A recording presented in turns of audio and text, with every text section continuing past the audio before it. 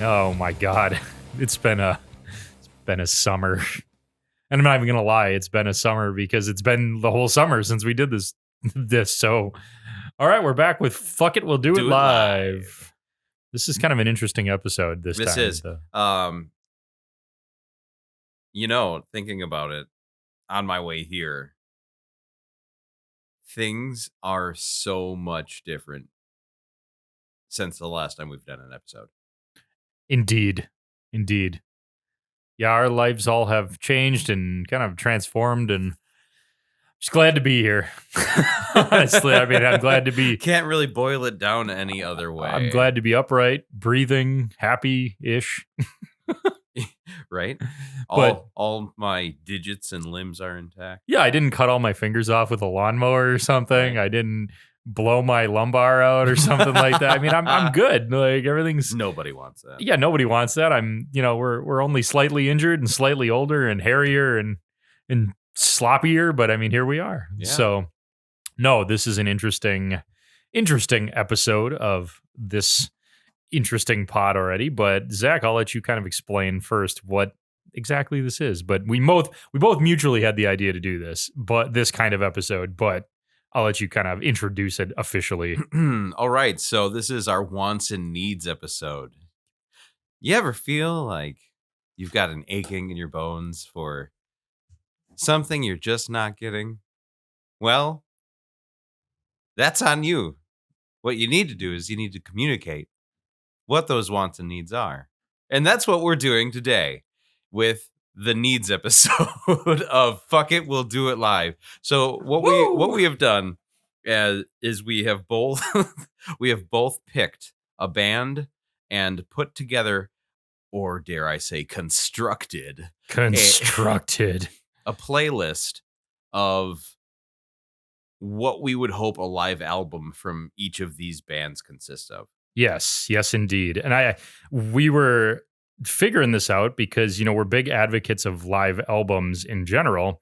And we had determined, especially when starting this whole idea, this whole pod years ago now, that there's a ton of bands that we love that were like, there's no live album. They don't want to. And we've hashed this out a couple times, I think, over both seasons now. And I would like to shout out real quick, though, the time that you harassed Power Man 5000, you're like, you need a live album. And one member was like, hold tight.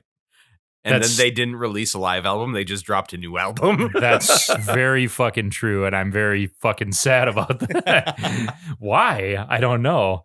This is random. I did get a response to some degree, and it's like, but I've done the massive amount of digging I do to find live albums every week, basically on Spotify and other mediums. Unless it's by Bad Omens. Months ago, I had they celebrated. This has been like probably early summer. Seether celebrated the anniversary. Don't know what anniversary, what number, but the anniversary of One Night Only, that acoustic live album they have from my middle school days, which I was obsessed with when it came out. Do they have any other live albums other than that? So they do, kind of. There's like a 20th anniversary of Disclaimer. Yeah. And there's a live album that's like on Spotify at least. Let me pull it up quick. Yeah, go for it. I forget what I can't remember the last time I looked into it, but as the last I remembered was like that pseudo acoustic live album was the only thing they had. And I was you've got to be kidding me. It was amazing. I mean, I've seen them live a few times, right? Because as you know, that's what I would love to play out is stuff like that, like acoustic nu metal and stuff like that. So that's like exactly up the alley of what I enjoy.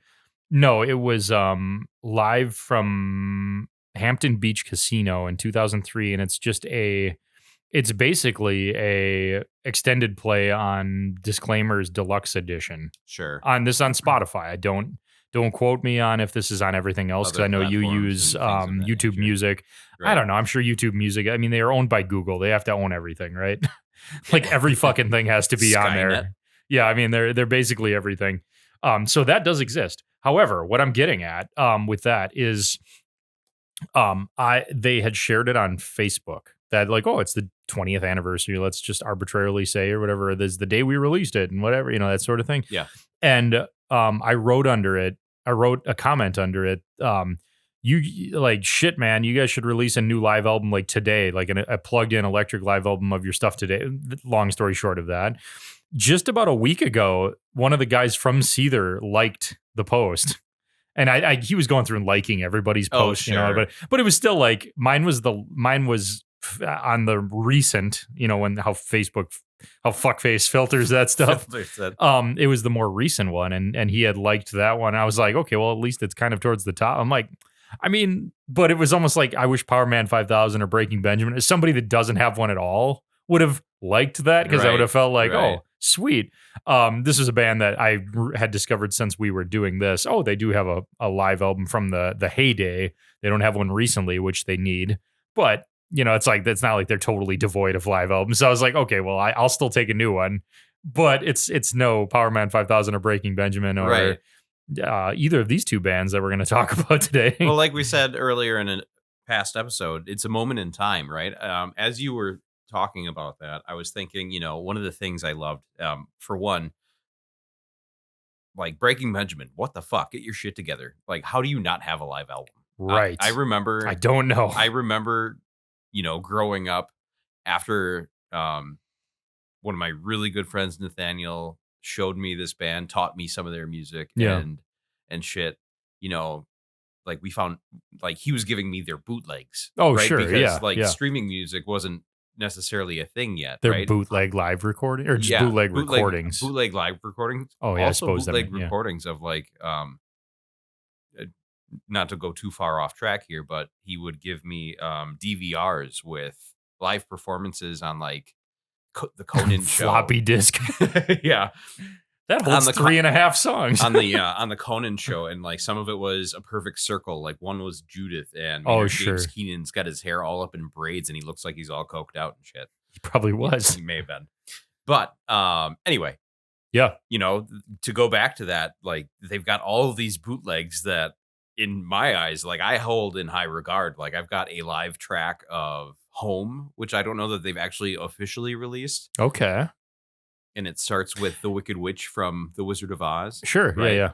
But other than that, you know, their live tracks released with EPs and things of that nature. Yeah, like Breakdown. Yeah, that's like one of my only ones I have access to on Spotify. That is a favorite. Other than, you know, what's on Shallow Bay. There was a disc too they had until the end, and they're acoustic. And again, right somewhat up my alley of what I would want to perform live is acoustic nu metal, but I also want to hear I mean, Jesus Christ, when we saw them the year before the pandemic at Rock USA up in Oshkosh. Yes. I mean, that was like, just capture that show. Jesus Christ. Right. Like it's amazing. Like, and I would pay good money for that album and physically buy it, you know, like that sort of thing.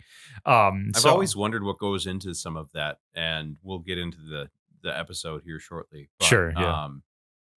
You know, is it like a financial thing that sways that? Like, what is it? Because as somebody who enjoys listening to music, somebody who also enjoys playing and writing music, yeah, you know, I have a hard time not going like, I kind of want an album, like a live album during each era, right? Oh, I know. Because you're doing it at the height of these songs, and when they mean the most, and like over time, you get to a point where I can't remember which recording or video it was, but like by the end of, you know, 1995 or whatever year it was, Metallica was tired of playing Enter Sandman. Oh yeah, you know what I mean? Right, yeah. So like, as time goes on, like it starts to fade, and sometimes it comes back, and sometimes you just get so good at it, like it becomes something different sometimes, right? Oh, I know. Yeah, and the singer from, so I've got a couple talking points here for this first one. Yes. The singer of REO Speedwagon said that in one live video recording that I have by them, which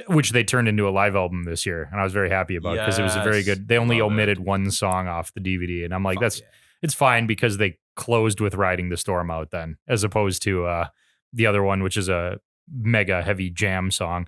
But he had said, he was like, when you make a painting, and I'm trying to copy his tone, his fucking Champaign, Illinois accent. When you make a painting, you see, like he kind of talks like that a lot. He's like, it's set in stone. He's like, you paint it. He's like, I guess you could revisit it and like add a little. He's like, you can't take anything away from it. He's like, we've been playing these songs for 40 years, and he's like, we can play them however we want. We can refresh them. We can whatever, and exactly. You know what I mean? And it's like some of these bands, as they age, as they get older, and whatever, it's like they might have to sing it differently. Like a part 8, just a sidebar to that. I saw 30 Seconds to Mars this year. I loved how they sounded live once I could hear them, once I moved back away from the stage. That wasn't their fault. That was probably the venue's fault, whatever. But they played on New Year's Eve. They played after the countdown on New Year's Eve this year, and I caught that was the kill. And he sang it in a lower tone. Yeah. Because he's 52 years old. You know what I mean? Like, I don't know. He probably can't sing it the way he did when he was 30 years old. Yeah. Jared Leto's 52 and Shannon Leto's 54.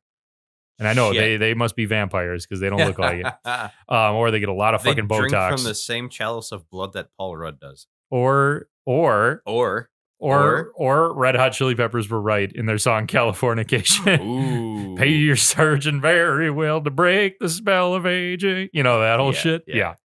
And I was like 10 years old listening to that going, yeah, fuck yeah, that's true. But end up like a night at Repo the Genetic Opera. People were just, for lack of a better term, shitting their britches over the fact that he dropped the key. Yeah. They were like, I don't know why he fucking dropped the key in this song. I mean, blah, blah, blah. I'm like, because he's 52 fucking years old. Yeah. He might not be able to, like, he sings well. He sings great. But maybe it's because he changed things up. Right. Maybe that's why. They also don't have a live album. They're on my list for doing a want session one time. But not today. Not today, no. But at any rate, our Speedwagon guy, kind of dialing it back, he said, yeah, you can change shit as you go. Exactly. And kind of to parlay into the start of this, the band I selected, singer band, whatever you'd want to call it, singer and her band, funnily enough, when we pitched this episode to each other, released a greatest hits album. And I was like, that's always the thing I bring up. And I brought up last season, everything. I'm like, why does greatest hits don't fucking matter anymore? No. I mean, you can make your own greatest hit. We did that for this. Yeah, that's exactly what we did. So everybody's greatest hits is all different. You know what I mean? It's like that was very constrained to a time period when you bought albums, CDs, whatever. Tapes. I don't think because you couldn't concoct all the songs. I mean, you could sit in the car and try to record them on cassette tape. If you were really tech savvy at the time, you could probably have like a tape deck and what was it like? Like something where you could record it off of the album, the vinyl, like that's onto some kind of tape deck. Maybe, I don't know, but you don't have to do any of that. And it's like now I want to make fucking mixtapes now on fucking cassette. Yeah. Now you don't have to do that. No. You want to, but you don't have to. Yeah. So she released greatest hits album right as we were pitching this, and I was like, God damn it! This is why we do this, people. This is why we do this, because a greatest hits album could just be a live album. Is that not the same concept, except kind of with more energy and more like, and maybe a little more creative in how they play it and whatever? It's like, instead of just plopping fucking 13 songs you think is amazing together, like you already do that at every concert. Record it there. Done. Jesus. Call me a fucking hillbilly. I never thought of that. So to tie into what you were saying about, you were pondering why, is it money, whatever. Right. I would love to know that too. I would love to ask if there's ever any of these artists listening, if there's any like artist that is actually on tour opening with somebody, maybe not the biggest name in the world, but like opening for any of either of the bands we're talking about today, or what have you. I'm like, tell me, like, what is it? A problem of cost? Is it a problem of actually physically producing it? Is there too much risk, like while you're playing live, that you're gonna fuck up and the record label is gonna be like, yeah, you played like shit that night, we're not putting that out, or something? Is it one of those 30 Seconds to Mars artifact situations where it's like the record label has all the control over this, so if you don't play like exactly how they want you to play, that is a good point and a good thought. Because you're human, and you're not going to play it perfect every time. Could be. I'm curious, because now that we've kind of opened the doors to this conversation, one of the bands that had constantly played, toured, recorded, and has one of the best followings, in my opinion, Linkin Park. Yeah. right? Yeah. Linkin Park. And actually, they're going to do something tomorrow. I really wanted to pitch a different idea for the next episode because it seemed like a lot of episodes in the past lined up and With certain things. with certain things that were relevant. And I was like, nah, Sure. let's not Sure. force Yeah, this. yeah. But I was like, I thought, They were, though. What- You're right. well, right. But I was like, what if we did live in Texas? Well, that's definitely on the list. And Road to Revolution. That was always my favorite because it's a seamless, one of the, what I would document as a seamless live album. And that's what I'm getting to is they've recorded. And if you were part of their, Fan club. Yeah, I don't have a better name for it. Email, I forget newsletter what list, what yeah. they're called. Something, right? Sure. Right. There's a name for it. Yeah. But if you were a part of it, you got like they made releases off of like all of the Project Revolution stuff. And I remember once a long time ago, not to go too far into the Linkin Park thing. Yeah. But that was the first time I'd heard the song QWERTY, which they finally included on Paper Cuts in their last release. Sure. Yeah. Yeah. But it's just one of those things where like that band is out there recording constantly and have so many different versions and so many different takes and so many different instances where they've recorded live. Yeah. So what is the holdup? Is it creative? Is it creative drive or maybe a lack thereof? Yeah. Or or maybe it is strictly financial. And I don't know. And I think of it as, again, maybe this is just my naivete of not being a touring musician or working in a record industry kind of situation. But exactly, I'm like, to me, it seems like a win-win in the sense of you're using it to market the high energy nature of your shows, especially for a band like Linkin Park or Power Man 5000 or something. And it's going on all streaming services. You're going to make a return on it. You're a known band that's going to make money on this. Yes. It's another version of these songs that isn't exactly like the studio recording. And when you if you're re-releasing remixes and things like that, I mean, are those not, especially for something like Linkin Park, I was just that do that a lot, are those not Reanimation? Yeah, exactly. It's like those aren't the same song. Might be pieces of it, or one of my favorites, and I think I speak for everyone when I say Collision fucking Course. Yes. Like these are pieces of their song mixed with Jay-Z. These are all remixes. I would consider those new works of art. Like fucking Van Gogh paints something and then he paints something similar to it. Those are two different works of art. You can't see how wide I'm smiling right now, but recently I had come across a video of a live, what was it? It wasn't it 99 Problems and I think you sent it One to me. Step Closer. Yes, it was something to and Jay-Z's reaction on his face when he hears Chester scream at the end.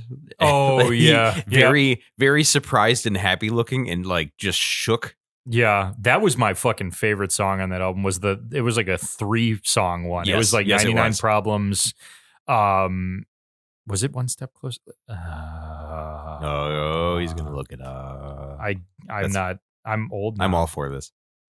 I'm old now. It may have been fucking old now. If it was One Step Closer, I can tell you it was the three tier one. Why can't I? Is it list under? Oh, here it is. Currently scrolling. Points of Authority. 99 Problems. One Step Closer. Phenomenal. Yes. Fucking masterpiece right there. And so what all I kind of think of it as is like you've got this. Sorry. No, it's fine. You've got this like you're re-releasing songs all the time, doing remixes, whatever. It's like live albums are new versions of the song. You're playing them live. You're not playing them like the studio. They're fully unhinged. And I sometimes wonder too, is this a confidence thing with these bands? Is it they get super nervous knowing it's being documented? Whereas, if they're playing live and nobody's, everybody's recording it on their phone, but it's like, that's all not professional and whatever. It's like, is it not as nerve-wracking to them to think like, oh, well, if we fuck up, no one's going to hear it on a crappy cell phone video. I think part of it's overthought. I think part of it's overthought because in today's day and age, I agree with that questioning, and that may be the majority in the thought process. Sure, yeah. But also, one of the things that we did recently was seen Stop Making Sense. Oh, yeah. In theaters. Yes, we did. And it was amazing. Yep. And I don't know if you know this, but when David Byrne, was yeah. when David Byrne was recording these songs, like those high pitch, like like in Yeah, his yeah, songs and stuff. his high range. That's a nervous twitch. Like that wasn't necessarily meant in all of them. Interesting. So it was Music is performance art, so you're right. It's like it's not always going to be flawless. right, Yeah. right. So like to go back to before, you could cherry pick what you wanted to do to a T exactly, Yeah. and the song was how it was, and that was the art. Yeah. Yeah. I could see that too, but then, I double down on the like, yeah, but you're capturing a new version of the art live. Yes. You know what I mean? Where it's Yes. like, okay, just like stop making sense. It's Mhm. like, okay, well, how that was captured is its own work of art because people are paying literally just like us two and my sister-in-law to go see it. You know what I Yes, mean? Again and again and absolutely, again, absolutely. like that sort of thing, or buying it on DVD or, watching it on streaming services, whatever it It might was be. so good. Yeah, it's like, look at that. It lived on like its own way. Now, all those people in that theater probably go listen to the albums, probably go listen to the studio recordings, like them just as much. But Sure. that is its own animal. So why, for the love of God, Why? as we move into the first section of this, my pick for Zach to listen to, and we'll explain the rules a little bit here. Actually, let me calm my boner down for a second. Jesus, put it away. I got a sidebar for that, but Your boner? no, I was watching Ralphie Mays stand up, the rest in peace Yeah. on the big guy. And he said he was trying to go off on this tangent about attending a LGBTQ wedding.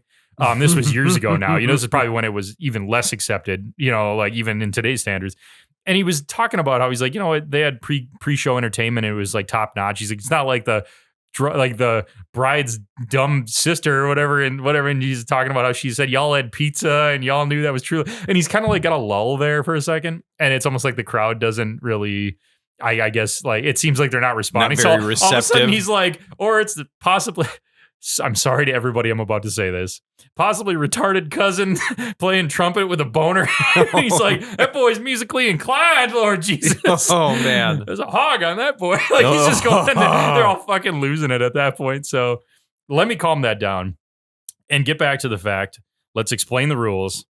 I created a set list of a band I know about that I enjoy a lot, and of a live album I wish they would make. Like basically made a set list of songs on Spotify of the songs I would love to see them perform live and record on a live album. Zach did the same thing of a band he likes, and we each listened to ours. So I listened to Zach's, he listened to mine.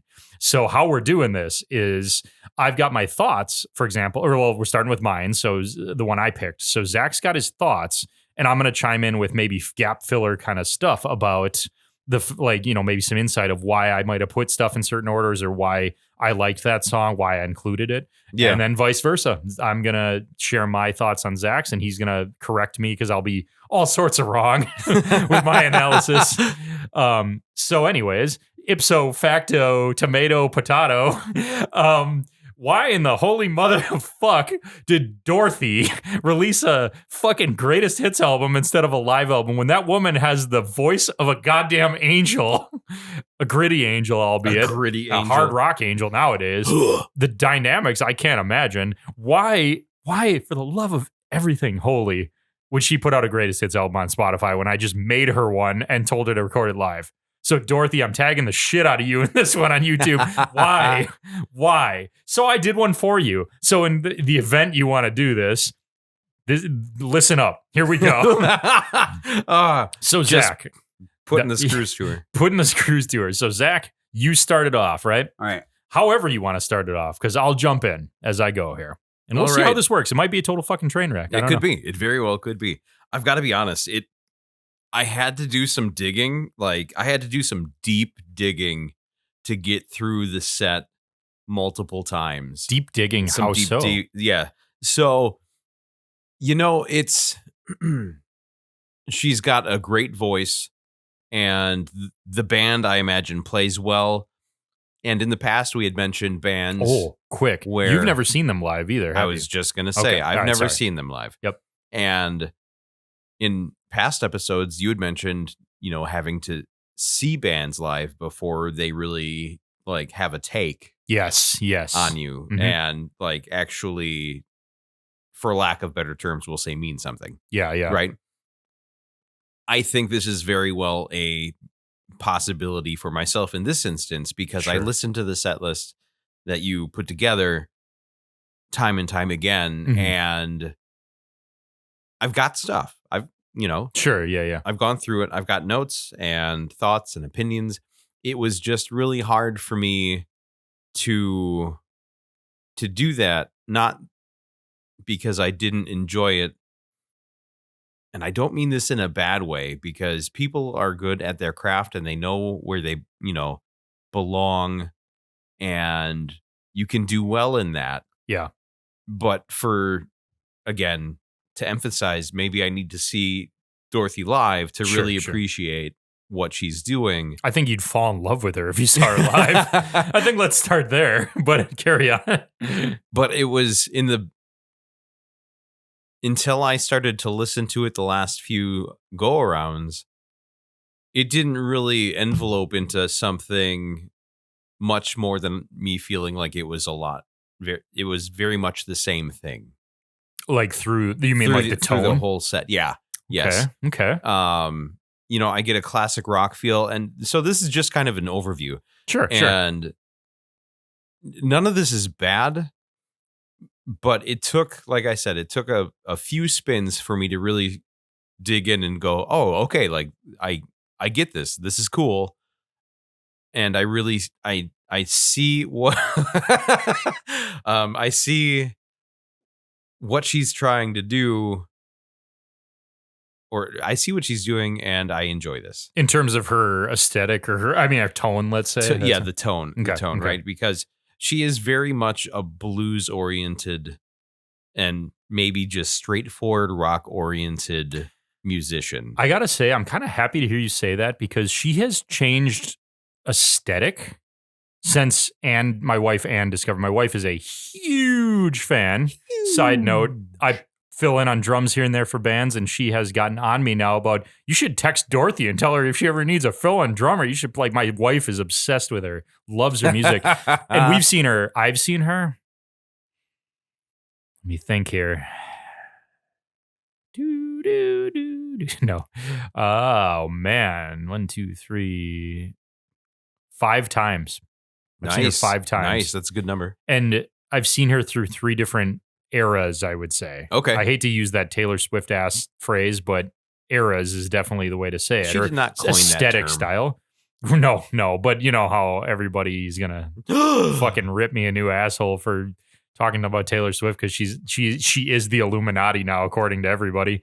Anyways, Dorothy changed her style, but it's comforting to actually hear that, because I enjoy her music a lot, that you were getting the vibe of like she's blues, whatever, because I'm like, I thought it was amazing, because when I would see her play, I'm seeing her style, her look change over the time.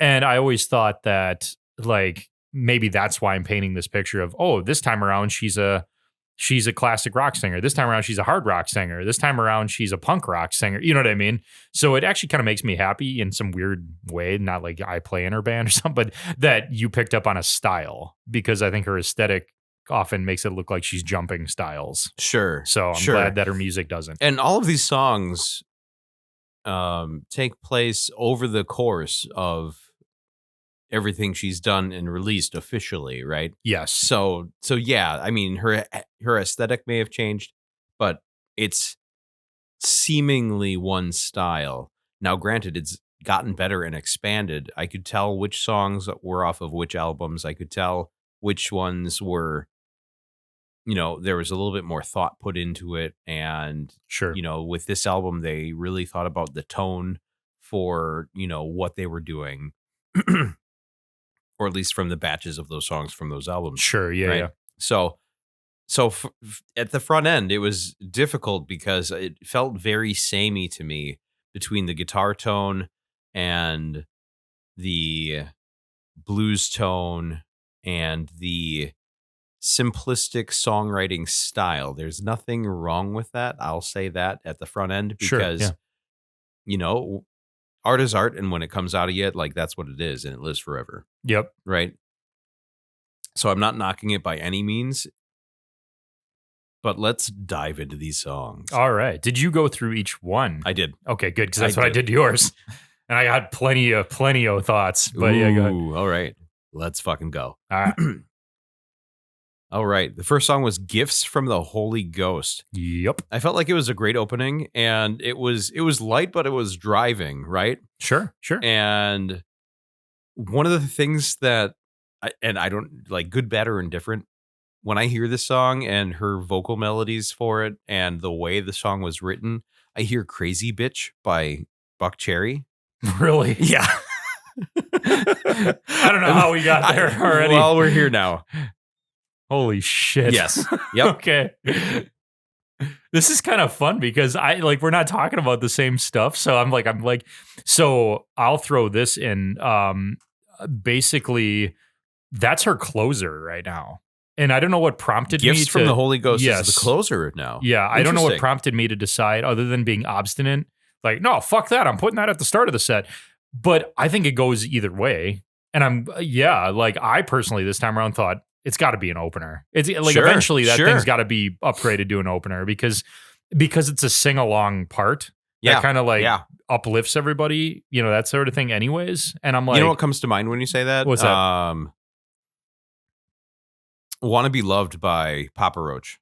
Right? Okay, When that album came out, like Sure, that was the opener because like the whole sing along, whoa, right? oh sure, And everything that goes along with it. So I can see what you mean by that because if it's an entire sing along chorus and song, that's Yeah, absolutely. And I like that sing along stuff for her. Like I know I've told you many times I don't like gang vocals all the time, but I think it's when it's too I know it sounds weird to say that when it's too edgy, it starts sounding not as melodic to me. When it's someone like a singer that's got like the range that Dorothy has, I don't see it as gang vocal. It's backup vocals Yeah, at that yep, point. I know yep, that yep. sounds gatekeepy, but like I that's just my interpretation of it, I guess. I don't know, And I don't hate all gang vocals by any stretch of the imagination. I just think that would sooner or less bother me, her whole sing at the end with me for everybody kind of thing. Yeah. Because she seems to have a certain style and tone that's like, I don't know, that's pleasing to the ears, I guess, so to speak, in that arena. So, but yeah, that's usually her closer. Interesting. So yeah, Interesting. I'm gonna blow your mind with some I see of what it. you did there. Yeah. The next one is Hurricane. I thought the tone overall was great. It's got a great chorus and a good track to kick it up a notch. Yeah. It felt like it was starting to build up at that point. It was more driving than Gifts from the Holy Ghost. And I felt like going into Whiskey Fever, definitely one of my favorites on the list. Oh yeah. And I hear so many other potential influences on this song. It was on the whole list. This is probably top 3 for sure. So Whiskey Fever, that is definitely one you need to hear live because it's phenomenal. Again, I'm going to just boner up about live albums again, but I'm going to get all bricked up about this. But that one is so much fucking louder live than that recording. That recording sounds like Fuzz Face Overdrive. You know what I mean? Yep. And I wanted to preface this too. So Zach and I are both musicians. We both played in many a band, cover and original. I have not played in some of the things he's played in terms of genre, and he likewise has not played in a lot of things I've been in 2-3 blues bands, and some of this stuff throws back to like what I'm familiar with in terms of playing. So I think that some of that has an influence on why I made this set list the way I did too, because of how I know how those kind of shows go. Intriguing. And there is a lot before you keep going through it. There is a lot of times during her shows where, as you can imagine, just like any blues concert, there's solos, there's vocal solos, there's all kinds of shit like that. Yeah. It's nothing like a Architect show or something, you know what I mean? Like that. It's a whole different arena. Yep. So I'm glad you like Whiskey Fever, but I'm glad those two kind of sunk together because Gifts from the Holy Ghost, I was thinking, okay, uplifting, and then Hurricane, I was just basing it on you got to keep it moving when you first start heavy and then keep it going, that sort of thing. And then you can kind of go to we're going to lull down for a while with a blues band at least, or classic rock bands do that too. So exactly. Just like a song, you're building tension. Whiskey Fever is heavy as fuck live. And you would nice. That sounds fantastic. There's a lot of sing it fucking with me and sort of shit through that one. So like nowadays at least. So So I've got, it seems like there's a lot of different influences that could be involved in this, but I liked the very indie-ish break in the middle. Oh yeah. Yeah. Yep. And for some reason in some of her songs, this one specifically, I have it noted, but I hear Fiona Apple, Okay. Her tone, her her voice. voice tone. Yeah. Yeah, it's got that. She's got that low That end, grungy a Yeah. little bit, Yep. but like control over it. I don't. You know what's weird is like when I think powerful female vocalist with some grunge to it, I'm thinking Lizzie Hale. You know, in their newest live album, they came out Sure. live at Wembley. Yeah. Dorothy, it's almost like operatic grungy because she goes like a whole nother octave. Not that I know what I'm talking about with vocals because I don't sing, but it's almost like she goes a whole nother level down. We'll keep it PG, a whole nother level down, but very operatic. We're gonna Like get PG now. like a lot of like that sort of thing. Yeah. And I feel like Lizzie Hale's more of the like edge. Yes. Know. Yes. So, but I can see it because Fiona Apple had that same thing going. So Yeah. I can see I see what you mean. I think she's cleaner than Fiona Apple. Maybe not. I think you're right. You might just be spot on with her because I don't think That's just Fiona what I Apple heard. was that edgy. I don't that I remember. She was a little edgy. I remember her sitting in the bathtub singing that she's been a bad girl. That was your only takeaway. Yeah, I was 13. Okay, watching the Fair. what was it, like the 20 most raunchy videos that almost got banned from TV on MTV2 or something like that. And she was on that. That was her. That song. I'm sure it was. I'm sure it was because she's got somebody's feet sitting on her shoulders, in the bathtub, and that was like edgy back then. How dare so a woman be sexual? that was a revisit when you saw it. I was 13 when it actually happened. I'm sure. You're not that much older than me, but when we were younger, when you're younger and somebody's 3 years old and you fuck. That's an eternity. That's an eternity. So the next song is Rest in Peace. I love fuck you songs. Oh, that's such a great song. Yeah. Yep. As you know from a lot of the other stuff I listen to and have sent you, some of the things like there's just so much power and emotion behind a good fuck you song. Oh yeah. And one of the bands that I have in mind when I say that is Set It Off. They've got so many good ones. Fuck your fake ass friends. Yeah. So good. Fuck yeah. I love that song. That was one of my favorite newer ones when she first came out with it. Yes.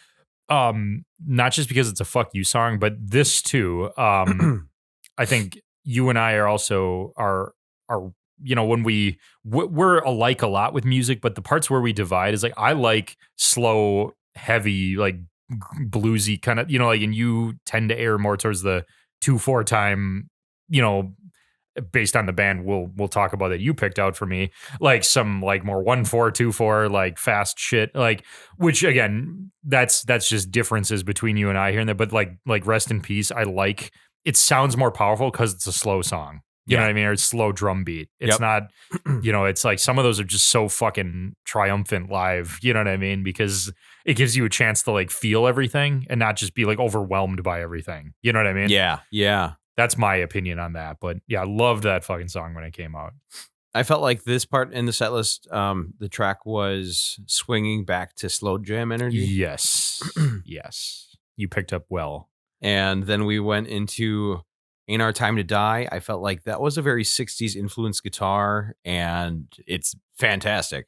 It was awesome. The break in the song is my favorite part of that song, and continuing on with kind of keeping the energy pace. Yep. Across the, across the texture, we'll say. Mm-hmm.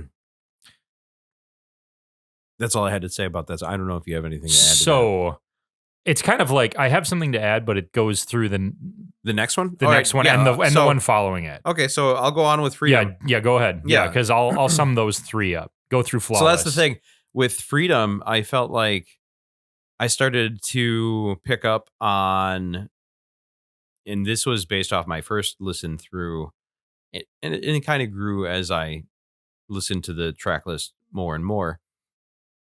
The storytelling and the lyrics are great, and the pickup towards the end actually really brought it all together, because it felt like there was a shift and change at the end. Like, yeah, this is where it is. This is where this ends, and we're going to do something different now. Yep. That was for Freedom, right? For Freedom. Yeah, Yep. yeah. And then absolutely. going into Flawless, very singer-songwriter versus blues, and it was nice. It's a good song. Yeah. So those three are all on the same album. And Yes. that album was when she was acting, or not, I don't want to say that because I really hope she's listening. When she was, her stage getup was like a California hippie. Like all the rest of the band, they all looked straight from Woodstock. No shit. During that era. Interesting. Yes. The album was 28 Days in the Valley, I believe it was called. Yep, Yeah, it was 28 orange Days cover. in the Valley. Yeah. And Ain't Our Time to Die, another favorite of mine from that era. And what I'm picturing, I know this is weird, and you'll think of this through the rest of it. When I was putting together my set list, because she doesn't frequently headline anything, because she's, I don't want to say she's underground, but she's not, she played the Pfizer Forum in Milwaukee. She played at Rockfest last year. Yep. Yeah, last year. It was on the barn stage, you know, like not the big one, right? For sure. But I was picturing this like exactly like Rise and Fall. I know the songs so well that I was like, okay, let's start strong, stay strong, and then we'll do the like powerful fuck you song down to here. And then we kind of come back up and kind of stay around here. And then we start slowly going boom, like that sort of thing with it, right? Yep. So this is the lull. And I wanted to kind of encapsulate those are pretty popular songs by her, especially Flawless and Ain't Our Time to Die. She still plays those live pretty regularly. I'm sure. So I didn't want them to just be lumped together. So Freedom, funnily enough, sidebar to that, when I like, because of her classic rock tone during that era, it was kind of like bringing that era into like, okay, now we're going to go back to the 60s, so to speak, for a few songs, right? Freedom seemed to me like metaphorically, like she goes from, it's kind of like, okay, starts the whole set happy, gifts from the Holy Ghost, we're all wonderful. And then we go into like this kind of like turmoil, this you hit me like a hurricane, then whiskey fever being like a, you know, like being overcome by using alcohol as a metaphor. And then it's kind of like getting dropped, like rest in peace, like fuck, I got screwed, Chaos but fuck you, ensues. you know. And then it was like the upbeat nature from rest in peace to Ain't Our Time to Die. It's like, no, fuck you, I ain't dying. Right. And then it's like you break through that and it's like freedom. Okay. Like fucking I Easy see what Rider, you did there. you know? I see what you did there. And then this kind of Flawless, as you know, the song has this kind of lyrical content to it about being like thrown in the trash and whatever. Yes. So it's almost like the singer-songwriter, like the healing part. Like, okay, now I'm getting back to who I am. You know what I mean? Yep. Like that sort of thing. So I got that. That was my stretch. That was my opinion on that stretch. But okay. Nice. Yeah. Almost like a way of storytelling within the names of the songs. In a way, yeah. But also like they stay true to the tone of the names of the songs. So it does what it says. That's interesting. I just want to remind everybody, I work in media for a living, so this might be just me overthinking everything in media. Okay, so don't take it that seriously. Could be. Yeah, I might be a fucking idiot for all I probably am largely. So, and also feel free to put these track lists together yourself and listen to them. Yes, please. That'd be great. The next song is After Midnight. Aha. That one was more my speed. That's the first note I have here. More my speed. A pickup and pace. I thought so. Classic fuzz tone on both guitars and vocals. Very fitting.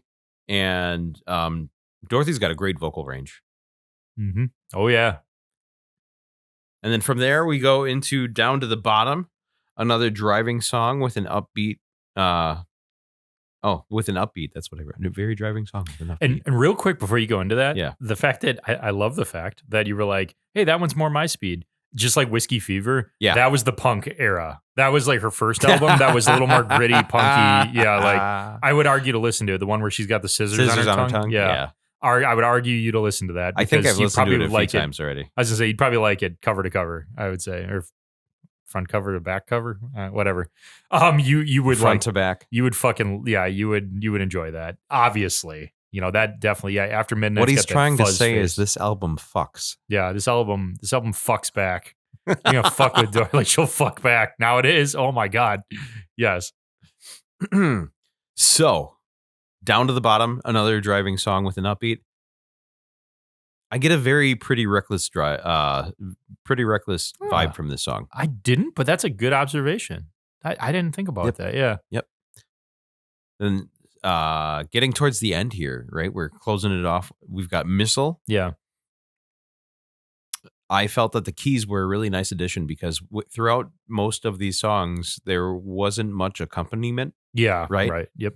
And nowadays with technology, anything's a backing track these days, so you don't need to drag a grand piano on stage. Right. Yeah. Axl Rose and Or Tommy Lee and Motley Crue, right? When they play Home Sweet Home and shit like that. Yeah. But any 80s band. I really felt like the keys helped maintain the 60s feel too.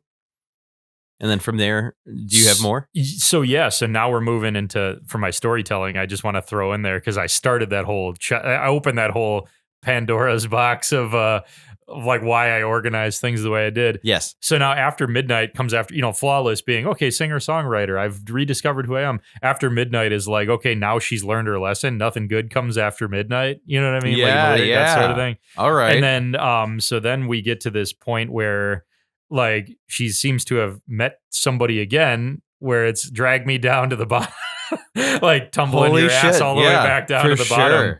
And, like this song, Missile, where you've kind of reached to, keys, music, company, totally.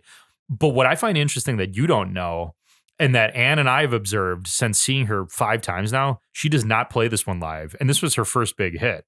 And we wonder if this has something to do with why the second album, which was 28 Days in the Valley, very hippie, very flawless. You threw me in the trash and blah, blah, blah, and all that shit. You know what I mean? Our audience can't hear me shaking my head. I wonder if on some level, some collaboration of something with somebody to write that song was romantic, was whatever, and totally fucking derailed. Because she does not play that one and then live, never ever. Again. Sure. I mean, this is like Blink 182 not playing all the small things. Yeah. To put it in real fucking watered down layman's terms. To Missile, me, that's the one we're talking about? Yes, because that was her first song that anybody knew her nationally with. Sure. She does not play this fucking song at all. So metaphorically too, in the storytelling, like drag me down to the bottom. Now it's like we're throwing in that song that she refuses to play that I know I'm not getting on a live album from her at all.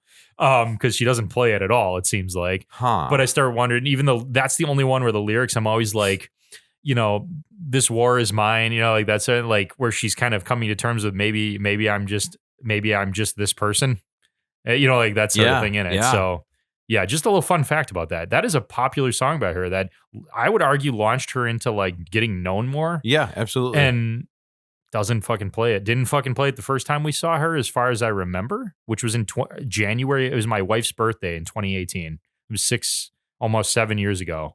And she was playing on the rave stage the one that we didn't play on, the Across the Hall. Yep. Yeah, like that small of a stage she was playing on. And I was like, okay, like she's pretty well known for playing on the tiny fucking stage that I've played on before. Right. You know, and stuff. Interesting. But didn't play that song since I've seen her. Yeah. Don't know. So the next song is Black Sheep. I felt like the whole thing was going out with a bang. This one kicks, again, more my speed. This one brings the bop level up yet again. The bop level. So this is where she's enjoying the fact and celebrating, almost gang vocal style, that we're the Black Sheeps. I'm the Black Sheep, whatever. Come fuck with this. This whole journey on this set list of this live show has been okay, I was reinventing myself, boom, down at the bottom. Now I got to get back up. Like, maybe I'm just this person. That's who I am. Like that sort of thing for Black Sheep. Hell yeah. And I love that song too. I don't want to turn this into a big, like, she's an amazing female singer and also a mega celebrity crush of mine and my wife's, quite honestly. But you should watch that video. Our audience can't see it. Our audience can't see it, but chef's kiss, impeccable woman. You will fall in love with this chick if you watch the music video on YouTube for Black Sheep. Promise you that. Just impeccable voice, impeccable woman. That's what I have to say about that. And so with that, I'll just end it with Beautiful Life was a great end of the set. So the one thing I couldn't figure out. And I really like the direction you took with putting the thought together in that set list as almost like a developing story of self-development almost. For sure. And I think my my run time for that is 41 minutes. Yes. For that. Yep. So that to me checks out, because even as a potential headliner, I'm like, I realized this is where I was conflicted about the whole greatest hits. I'm like, she's only released so much music to have a greatest hits album that I don't even think breaks 10 songs on it. Right. And I'm like, and I think I could easily throw in a few more and make it a good hour and some change. Not that it needs to be, I guess. Headliners can be whatever they want to be, I guess. But this is still an opening band level in length, in my opinion. Yeah. And I think that sometimes I think that that's okay. I think the energy that this woman brings and her band brings as an opening act and as on the side stage at Rockfest and stuff that we go to every year, I don't think it matters. I think she still outshines some of the headliners sometimes, Sure. other than them having a better maybe stage show. Yeah. Like, if you were to stick her before, I don't want to necessarily say this would be a good match, but last year we caught most of her show on that side on Who's on Top stage at Rockfest, and then Ann and I had to get in line to go into the pit for Papa Roach. So you think about it as her opening for Papa Roach, right? Yep. Papa Roach had a decent stage setup. They've been around longer. They've got a little different kind of energy. They're rap metal, right? But I would argue she kept the energy in that smaller stage just as much as like almost to the equivalent of size, because that fucking place was packed. Like, just like Seven Dust when we saw them, it was fucking packed. That was exactly what I was just gonna say. Guitar solos, the loudness, everything. Like, I mean, and her intensity and her singing and her energy while she was singing, even the slower songs, is like, I mean, shit, that woman is carrying the fact that they just have a banner behind them. You know what I mean? That's it. You know what I mean? Yeah. And so I don't know, even though it's a short-ish set list of 41-ish minutes, odd or change, I'm like, I don't think it matters. I'm like, because she's got, I don't know, in this moment, headlines shows with only 9 songs and about 12 costume changes. Again, no hate towards Maria Brink and a female vocalist other than Dorothy, but I think Dorothy holds water pretty good against even that, with a million stage get-ups and a million things going on stage. With, admittedly, I do enjoy in this moment good music too. Dorothy has similar length of set list and to me is still putting on equal energy show with almost nothing on the stage. Yes. So yeah, I glad you liked it to somewhat. Yeah. Are you a fan now? Do you want to go see them? I'd see them. Okay. I'd see them on the principle that I'm hoping that it kind of shifts my perspective on it. Sure. Yeah. Right? Yeah. I wouldn't turn it off if it came on. Good. Like, I'm not saying that maliciously. Yeah. It's just,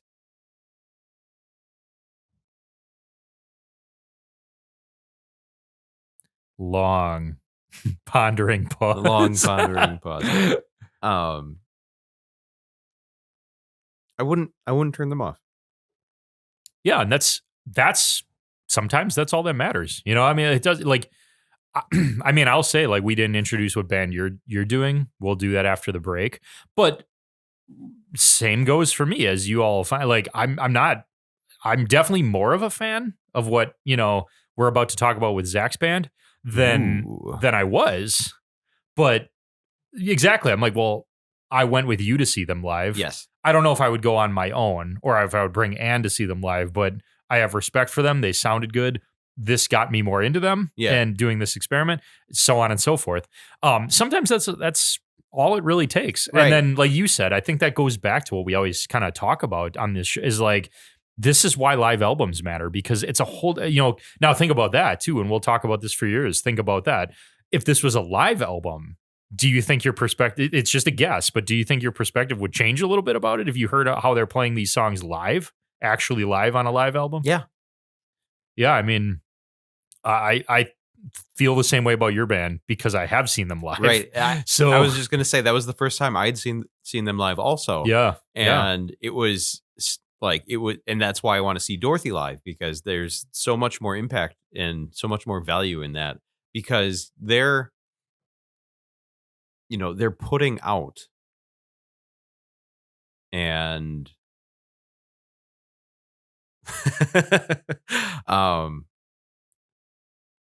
sorry, the train of thought got has derailed. They're not putting out. No. Are you putting out? The train of thought is derailed, and I'm the conductor. Oh, no. You forgot to put down the gates at the road crossing. You've killed about 7 people. You're like, I really wish I could remember where I'm going. Well, it's just, they put out their art, and it's more than just the statistics of, well, we've got, when you play music and you're a musician, you write music, and you've got a little bit of insight to some of that stuff. It's easy to get hung up on a lot of things. Like, you hear a lot, well, back in the 90s or 80s, well, the tour supports the album, and Oh, yeah, right. things of that nature. And like take all of that away. If you give a shit about what you're doing and you have emotion regarding the message you're putting out there, and this says a lot about what we're about to get into, Yeah. it's gonna be so much more impactful, not only for the people playing and singing and putting on a show in front of you, but also for the audience. Oh, sure. Yeah. I know. And I think that this woman is an insanely good performer. And the vocal range, unbelievable. And it's weird. Like, I'd have to do more research Yeah. about her background, because Anne, my wife, knows probably more about her than I do in terms of, where they came from, where they're heading, what, why she doesn't play Missile Live, all those sorts of things, right? I don't actually. I don't like. I love her singing. I love her music. I'm not as big of a fan as Anne is. I'm a big fan. I would, yes, Dorothy, if you're listening, fill in on drums for you if you need me. I'm sure you got many of options. But just so Sure. you know, I do that. But at any rate, my wife wants me to do that for you. But at any rate, you exactly like. But I do know from just watching her live, like, she's a performer. Her vocal range is insane. The band is good. The guitarists are great. They have energy and the skill Hell yeah. of the genre they're aiming at. And again, live albums need to be important need to be utilized or recorded, because, in my opinion, this is a good example. She has gone through different aesthetics, different things. Yes. I mean, you could have captured many times over her evolution as a Oh singer. yeah. And a lot of bands do the whole, we're going to reinvent ourselves. Like, I call it the Fall Out Boy effect, where it's like, okay, emo, kind of interesting, like pop emo. All of a sudden, boom, we're going to do 80s anthematic sounds and synth drums and all kinds of shit. And now That's they're, a bad example. it's like, but you know what I'm saying? Like, I do. They make this massive Papa Roach shift. reinvents themselves just about every album. Yeah, and you wouldn't notice. You wouldn't. You wouldn't notice, and that's what I felt like you were kind of saying about Dorothy. Is Yeah. like, you, from not really listening to her, didn't notice that she's done that many a times. Right. You've noticed, okay, overall blues, classic rock tone. Some bands just over fucking shoot that mark of, we're gonna go from this to that, and like instantly we're just this now, like that Yes. sort of thing. And for some that even works, in my opinion. Like 30 Seconds to Mars, that worked for them. Fall Out Boy, in my opinion, doesn't work for them. Other Yes. people would argue. That's just my opinion. But wouldn't live argue. albums would capture the transition, the more intricate transition of a band like this, where you can't tell they've changed their aesthetic over time. But maybe you can. If you've got like live album from the first one, live album from the second one, live album 10 Yeah. years later, Yeah. you might be able to tell, wow, they've really like transformed over the years, So please, Dorothy, please give us a live album. Doesn't have to be my story arc, my set list. But please, for the love of God, record something on your tours. It would be wonderful. So we're going to take a little break. And then when we come back, we're going to reveal the band Zach subjected me to, both in person and then via this set list on Fuck It, We'll Do It Live.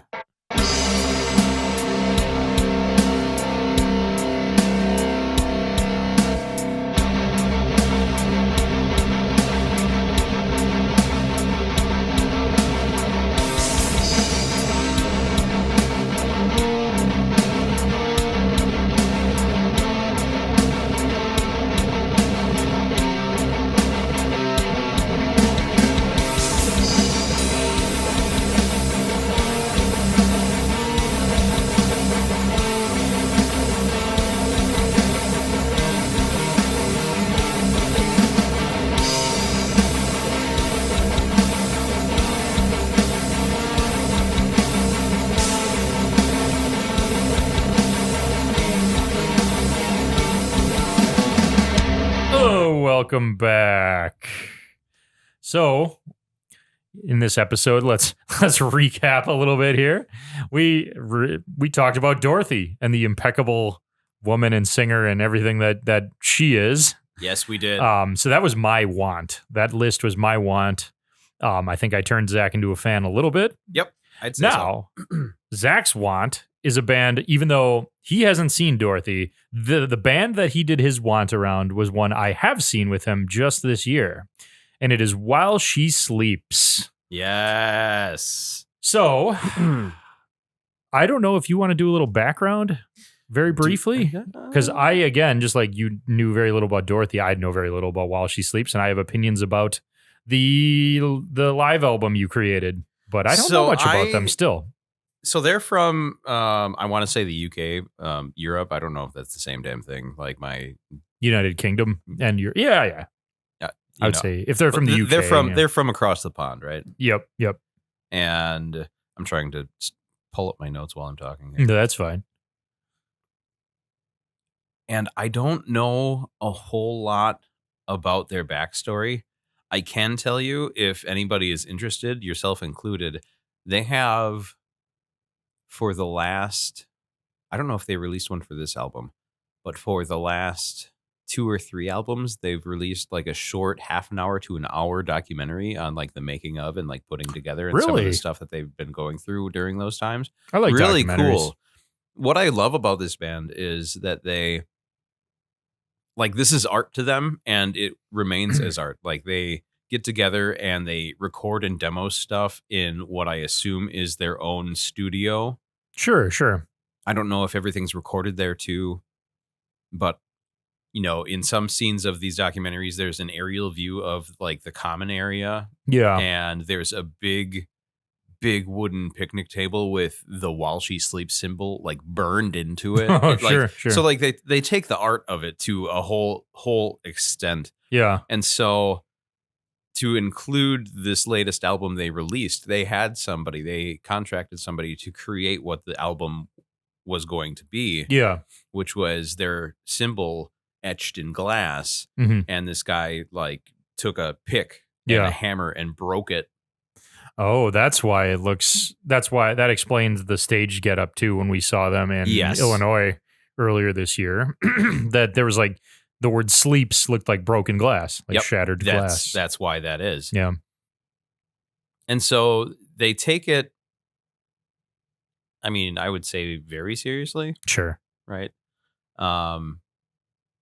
But I don't want to go through and do an entire deep dive on the band until they release a live album to where we can really dig into it. And I do get into some of the background of them a little bit more regarding the songs. Right. Too. Well, and that wasn't the plan for this want episode. These don't exist. Just to remind everybody, as if you forgot while we were rambling about Dorothy for an hour and a half.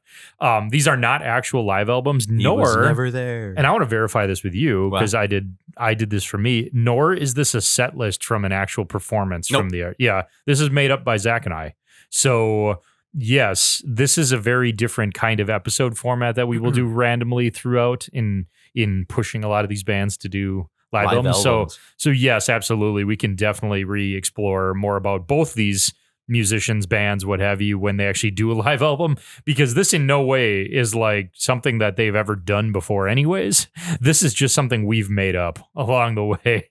Correct. In fact, to go along with their, for lack of better terms, I'll say their message and what they embody. Yeah. They like around the time of COVID and when that was so, we'll say, tense. Yes. And controversial. Yeah. To say the least. Yeah, to say the least. They got a lot of clenched buttholes around that time. The singer, I remember watching a live set by them, and the singer got on stage and talked about it a little bit, and he's like, who here had fucking COVID and this? Then he didn't go on a tirade by any means, but he had mentioned he's like, it doesn't fucking matter. Like, this is music and we're all here together. And, sure. Yeah. So like a very, how can I say this? A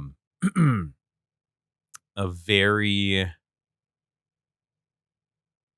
I don't mean it in every sense of the phrase, but a very, I want to say hive mind, but that's not really the what I'm going for. Okay. Um, and I'm dancing around a word I'm not using for specific reasons, and I think you're picking up on that a little bit. But Yeah, a little bit. eh,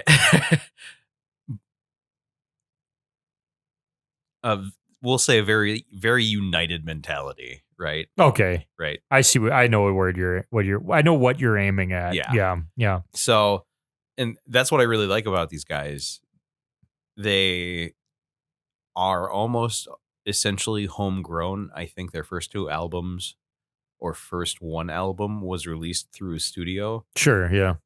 and there is an album.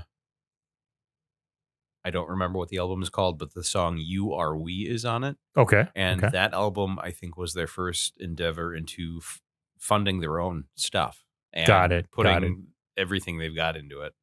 That makes sense. So I want to expand upon that before I even dive into your set list. Is you hadn't seen Dorothy and had an idea, visual in a way, almost auditory visual of listening to the playlist of what she's all about, what she Yeah. looks like, or, you know, whatever it might be. It's different for me because I've seen them now. And what's interesting for me that I picked up on when we went and saw them well before we figured out this episode was that I now can tell between even from that night alone, not just While She Sleeps, the other bands that were there, a band that does appear and act more homegrown, if you will, Yes. or gives that image and aura versus a band that gives the image and aura of a production that's very polished, i.e. While She Sleeps versus Architects. Right. Sure. In terms of their image and how they kind of pull themselves together. While She Sleeps does give me that very, I don't want to say garage band, but I would say, and this sounds like a slur and I don't mean it to, Right. the glorified garage band when we were with them because they have that same kind of edge and This kind of messiness, I guess, if you will, especially the lead singer and his sweaty, unkempt look while wearing a button down with a tie, you know, and all that stuff. Yeah. Leading up to jumping off the balcony, like stage diving off the balcony, you know, like They shared that that picture from the stage view yeah, on social media and of him.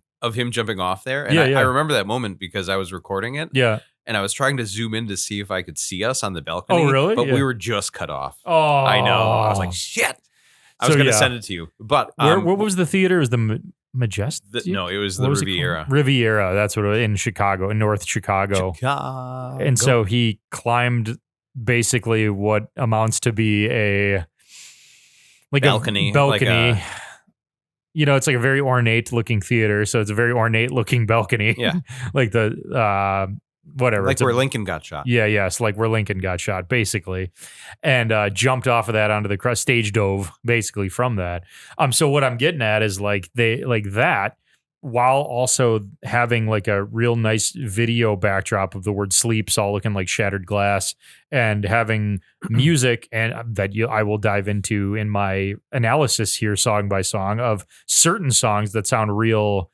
In my opinion, Architects level, if we're Mhm. going to compare it to them from that show. Sure. That's why, just for the listener, I'm comparing those two because they were at the same show. Whereas other ones sound. That's right. That was your first time seeing Architects too, wasn't Yeah. it? Oh, yeah. Oh, such a good show. And of Mice and Men. I was supposed to see them in 2019, which sounds like eons ago because that was pre-COVID. It was eons ago. But they got sick that day and couldn't perform. So we got to enjoy POD. I remember we've brought this up many times. Yes, we have. We brought it up so many times. They should be on the show for that. We should be paying them for how many times we said their name. But, you know, he's got this unkempt, they have this unkempt garage band thing while also being on tours that are slowly inching towards not garage band opener level stuff. So they're, in my opinion, I can tell the difference just by looking and listening between a band like them and a band like Architects is what I'm really getting at. So to kind of So add what I to your think- homegrown, yes, I see it. So what I think that is, I think that echoes back to a conversation we had off. I'm doing air quotes here. Off air. Off air. We're doing journalism. Yeah. Because this is live. No, but the idea that the art and having more stake in something, if you put it together with your bare hands and Yes. do something like it means so much more that way than if it's just handed to you to a Oh, certain yeah. to a Yeah. certain extent, right? Or kind of manufactured, yes, if you will. yes, Like you did the manufacturing. And that's how, yeah, like the creative arts. It's like why, yeah, I agree. Like I'm with you 100% on that because I don't see as much value in something that is so seamless and flawless that, doesn't have personality, I would say, if you will, that it feels pointless to me if I were to be in something that's so seamless in that regard. So there is some grit to that and to them that I appreciate in that regard and now can see the difference between. yes. And that's not to say bands are perfect. That's not to say, if Breaking Benjamin or Rob Zombie or, any number of whoever or whatever, like puts on a show that there aren't accidents or things that don't go perfectly right Oh, or sure, things where sure. like, oh, he missed this guitar fill or drum fill or whatever it might be. But I think there is a certain level of production nowadays that While She Sleeps doesn't incorporate just yet, that leads their production to be his energy, their kind of homegrown grittiness, whatever it might be. You know what I mean? Well, I think part of it is actually where they were in the tour. Like they were strictly the opener. Yeah. Yeah. And That if you too. check out some of their videos on YouTube from Oh, headlining you shows, sent and me stuff, one. Yeah. like they got pyro and Okay. a lot of similar stuff. Okay. But nothing that I've seen as big as, and maybe that's not something they're interested in, but Yeah. as big as the visual effects that Architects had at that Yeah. show. So that's a good point. Maybe like if I were to, let me move away from Architects and maybe stack up totally different genres. Yes. While She Sleeps, which I saw earlier this year with you as an opening band, or even if they use pyro as, let's say, or something Sure. like that a little bit versus what you saw on stage with 30 Seconds to Mars at Rockfest. Yeah. You know what I mean? With Yep, like yep. this massive triangle, huge video screens, flamethrowers, all kinds of crap that is like, in addition to that, all this, like just this whole choreographed show. That's I guess the mega difference I see too is like they didn't seem as choreographed. They were playing well at that show I saw them at, but they were edgy enough where it was like they're not like plotted out perfectly. Oh, you know what I mean? Like right. like this guy's going to play this part and he's going to say this to the crowd. And this is this whole stage dive from Lincoln's assassination area is they should have put that on the ticket. Like, do you want balcony seats? Do you want floor seats? Or do you want the Lincoln assassination area? But like that's probably not at every show. It's not like every show he's going to go stage dive off or something in that same song during that same time after the same spiel. And the reason I'm using 30 Seconds to Mars is I am a big fan of them. I like their music. I like Jared Leto's singing. I love Shannon Leto's drumming. And they don't have a live album. I've been listening to people who have recorded full shows of them playing this year since Rockfest or even slightly before it or whatever, because I wanted to, I liked their set, what have you. Yeah. And their set kind of mimics, like during certain songs, they brought the Crazies up on stage during, like all this stuff, like they did at Rockfest. They're very choreographed and very produced and very what have you. Yeah, While She Sleeps doesn't give me that vibe. They're still at that level of no. Even with Mice and Men that night that we saw them at, the Riviera, it was like they too. It's like drums come out, their logos on the back screen. I know they're like another opener, but they're not. They got some places to stand and headbang on. Like those risers, right? Yeah. They put on a great show. They sound great. But there is a level of production that's still garage band-esque there. You know what I mean? And I think I always like seeing bands at that level because then when they get to that higher one, it's kind of like I've gotten to watch the evolution of that. Yes. That's probably one of my, excuse me. And you don't get to do that too often in your life because there's only so many bands that evolve that much. You know what I mean? In one's lifetime. Yeah, and actually go far enough to see the evolution. Right, exactly. So with that being said, let's fucking go. What I found interesting too, I'll give a real quick overall, and again, it'll be like ping pong, and just like we did for Dorothy, not just a couple moments ago. What did you call me? But I'm gonna start with overall. I noted that I discovered in approaching an episode like this that we do, or something where we've got you set up a set list, I set up a set list, and this doesn't exactly exist as a live album or your greatest hit anything. It's just a playlist. I've discovered that when it pertains to a band I don't regularly listen to, I found it really hard to remember what song was what. Actually, I don't know if you felt that same way about Dorothy, but I definitely felt that way about While She Sleeps until I listened to it well into probably the 20 times or more. That's interesting. Yes. And I said, I had noted this might also have to do with it not being an actual live album. If we were talking neutrally, like why don't I Sure. remember what ones are called or which one's which or the lyrics of which one? It might play into that. Just like I think you had mentioned something similar about Dorothy. Yes, I did. Like I don't know why, but I couldn't remember what song was what, and it wasn't even just the names. It was until I started finally taking notes after probably the 20th listen to your playlist. I started remembering that Rainbows has this in it and whatever, like that sort of stuff, to actually identify it, because part of me kept going back to the last heavy metal hard rock live album we did, which was Bad Omens. That's right. For some reason, I'm like, oh yeah, the intro of the set list that Zach has is something like "I see through you." I'm like, no, that's fucking Bad Omens. I'm like, I couldn't get that out of my head. I was like, God damn it, I can't figure this out. So yeah, it was very, very hard to at first initially just remember which one's what. But I think it has a lot to do with it being a band I don't listen to regularly, and even heavier, it's not an actual album that they put out all in one. You know what I mean? A live recording. It's made up. It's a brainchild of yours. So, but that being said, I'll start with the first song. Yeah. This is I've got to remember what the song. I labeled almost all of them here, but this one, of course, because I had very little. Just a little bit of notes on this. So it was Peace of Mind. Yes. I said, the opening of your playlist kind of reminds me of Wage War opening with The Show's About to Start. Yep. From Stigma. That was my first impression of that song. So I don't know. Like I said, you can jump in on anything. Absolutely. You're feeling, so here's,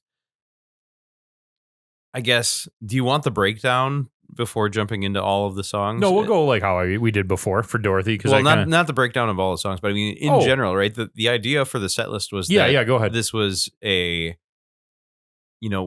created a set list that we would want from each respective band. Yeah. And this was from the perspective that I also got to meet the singer of While She Sleeps. That's right. At the show.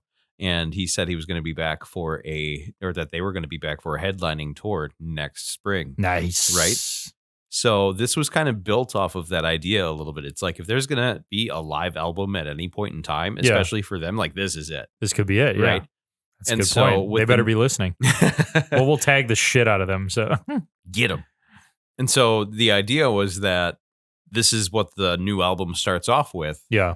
So like you said, Wage War starting with The Show's About to Start, right? I see your mind. I see where your mind is heading there. And that's why it goes directly into Leave Me Alone. Okay. Right after that.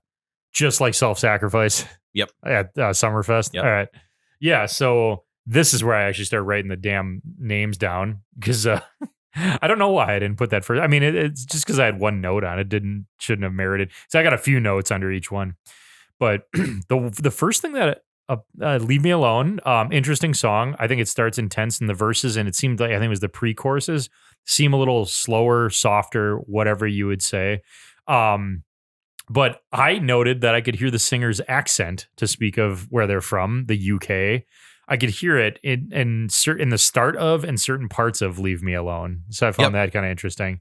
But I like how it starts with that robotic voice saying, we are while she sleeps. Yeah. I didn't discover that until much later. Like, I heard a voice in the background when I first bought the album. Sure. And I thought it was just mumbling or like some robot voice saying some goofy shit. Yeah. And it wasn't until a few months back, like, I realized it's saying, we are while she sleeps. I was like, fuck, man. Clever. Genius. I will say, to preface all of them, that sort of stuff, those little touches are up my alley, with like regard to the fact that I like bands that use a little bit more, that use certain little samples, not like a whole band that's sampling everything necessarily, but use samples of stuff, sound effects. Oh yeah. Disembodied voices, whatever it might be. They've got plenty of that. So I did like that about them. Now that I've listened to quite a bit of their songs on your set list.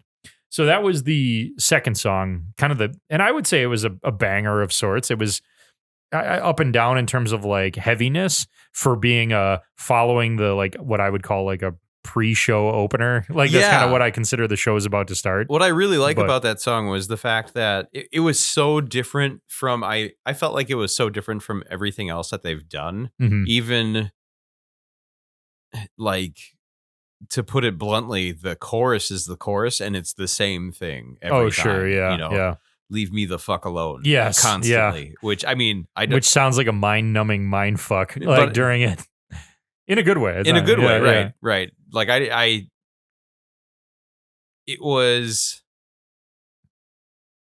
it reminded me of being like almost punk-esque, right? Sure, yeah, yeah.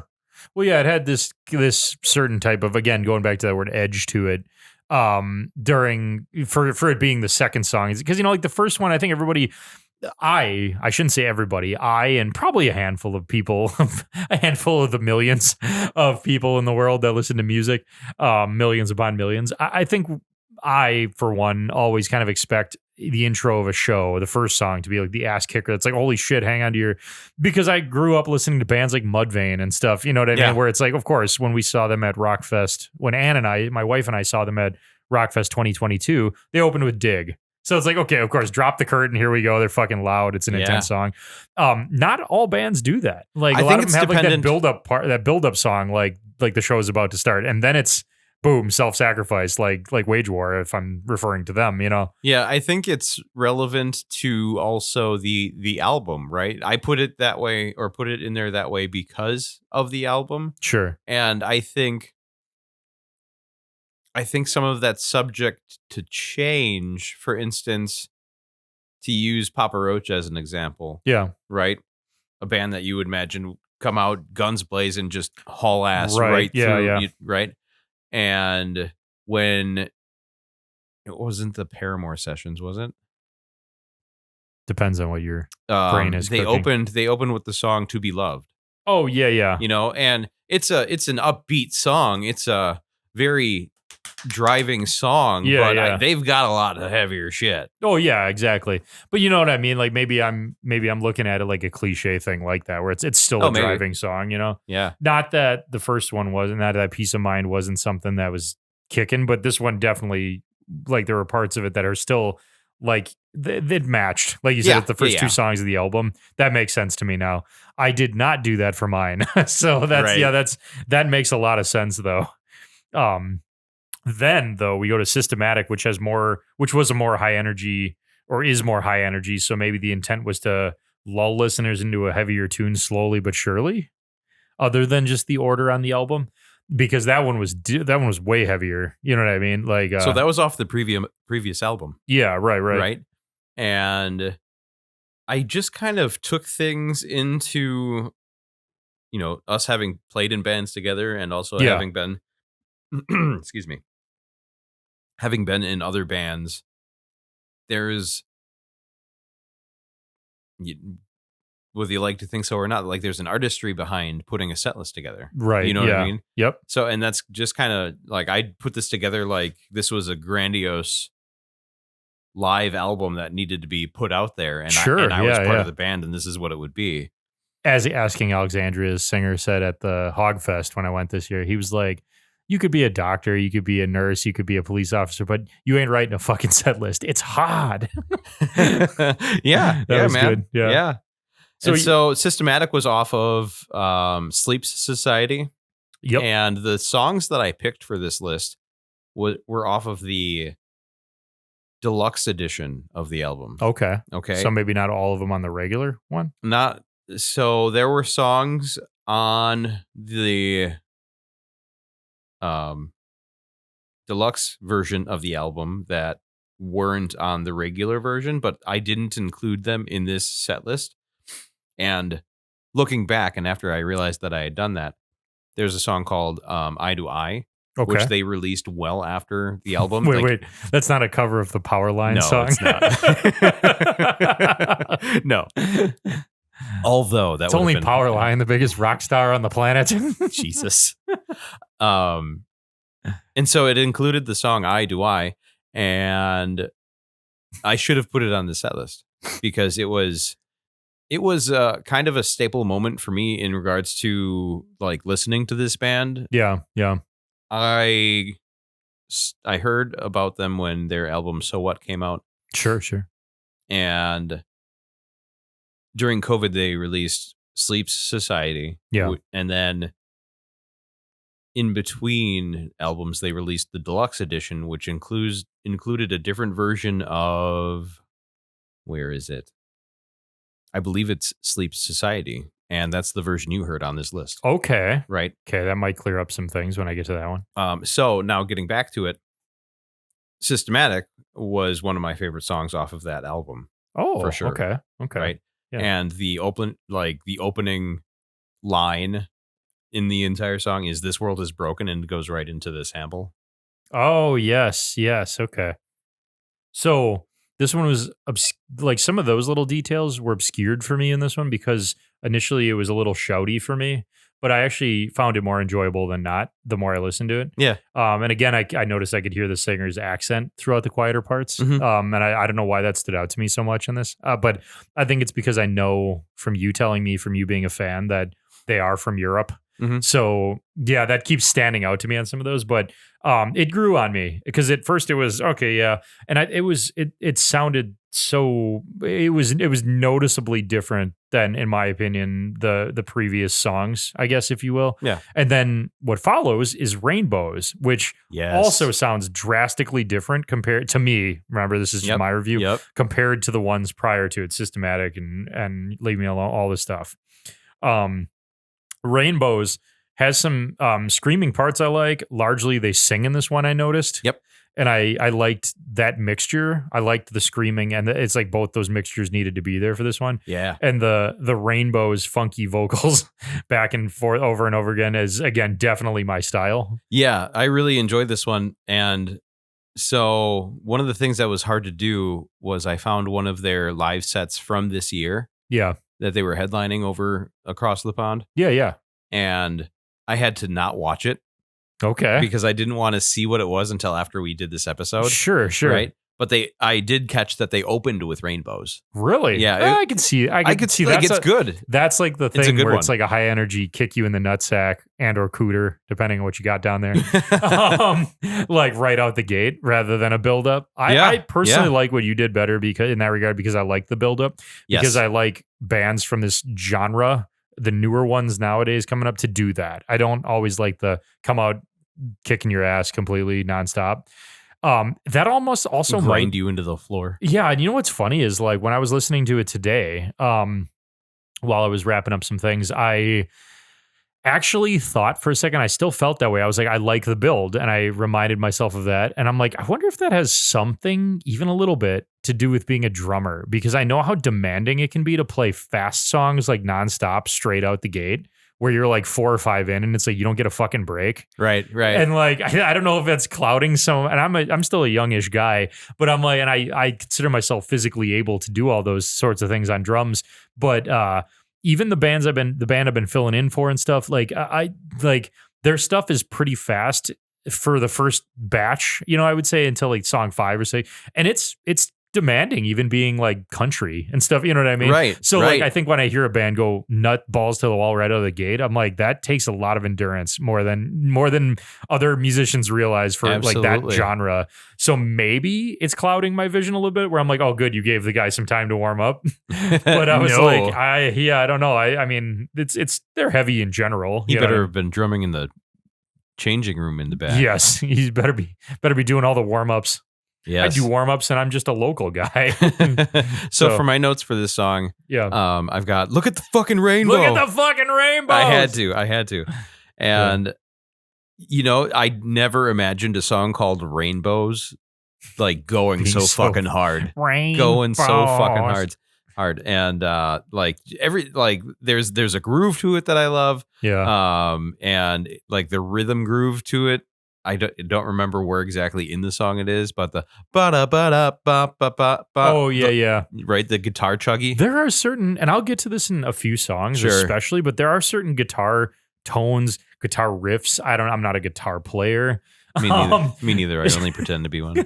I play one on a podcast. I can't describe it, but they're certain guitar tones in certain songs, including this one, that I like a lot. Yeah. That are just randomly like, oh, that makes the song likable. I might have Like, something not to that say it's about bad, some of that stuff later on. Yeah, but, yeah. Definitely something to be noted. Sure. And what I like about this song is in this song, and they also have a song called "The Call of the Void" on Sleep Society. Yeah. Right.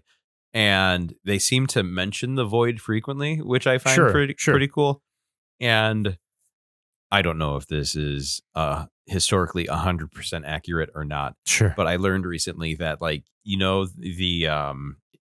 they call them intrusive thoughts. Yes. Right? Have you seen the meme of like the kid, and it says the intrusive thoughts one, and he's like walking through the grocery store and he shaves his head with one of the demo razors. Yeah, right? yeah, okay.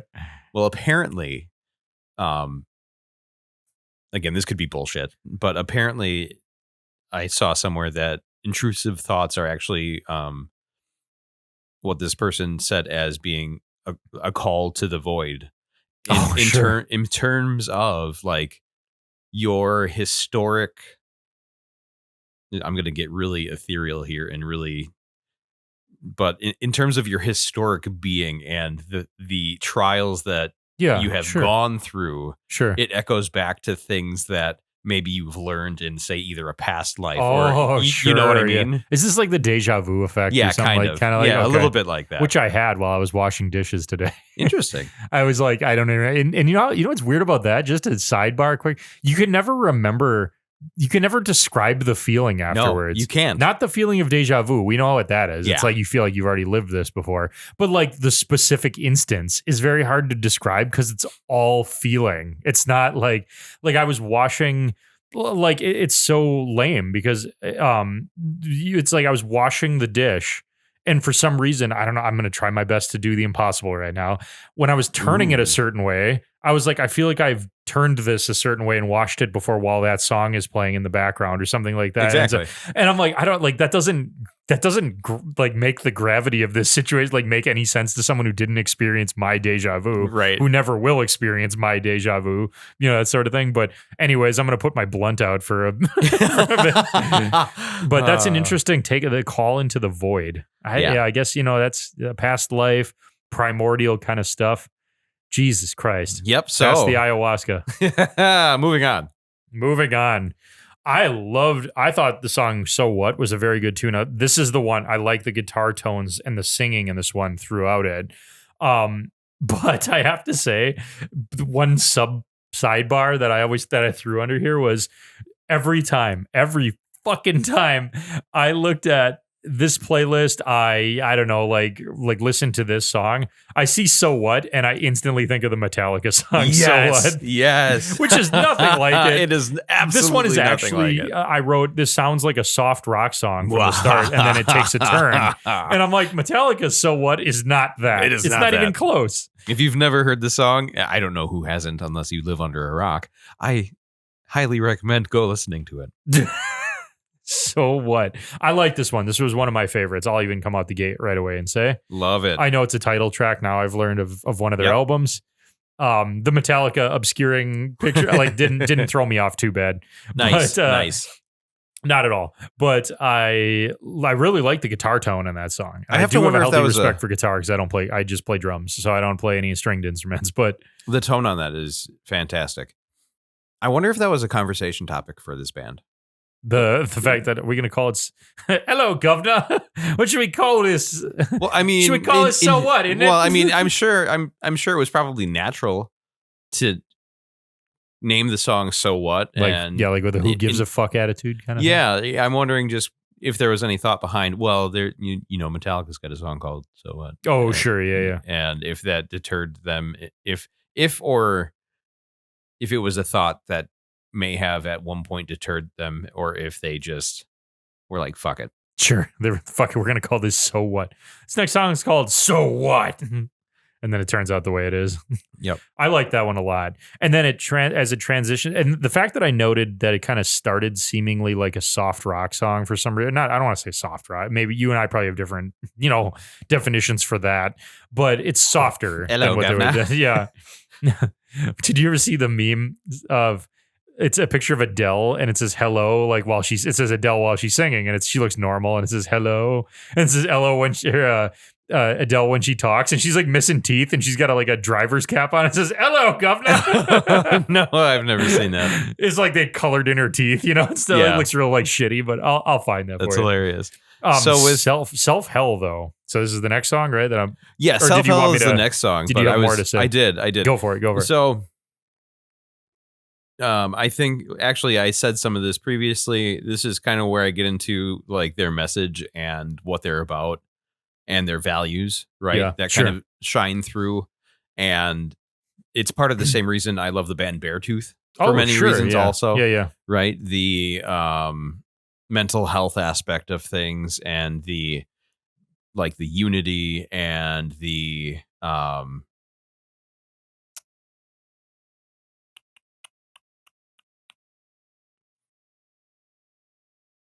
pause for dramatic effect while I'm reading my notes here.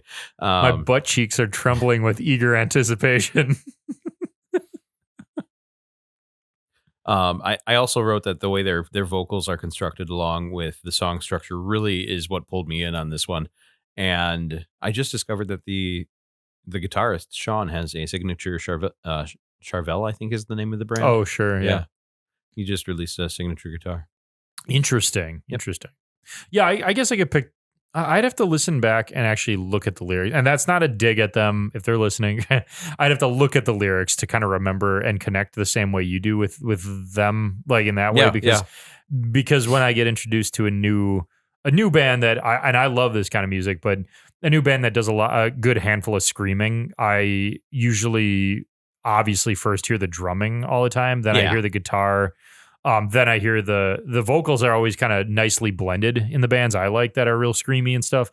Wage War, even trying to think who of Mice and Men, like those ones like that, the heavier ones, right? But then usually the more like because all that draws me in, then I go digging for the lyrics and try to figure out what the song's about. I would have to do that for these guys to relate that same way when talking about mental health and stuff. Yeah, I can see how this one, I can remember this one in my head easily because of how I like the guitar tone in it. But definitely, and then this one being softer-ish at the start, what have you, or kind of having this tone going into Self Hell. This one struck me, and you're gonna kill me for saying this. It sounds like it has a chorus that to me sounds like a top 40s rock song on the radio in the 90s. Oh yeah. And then even further, this will make you happier though.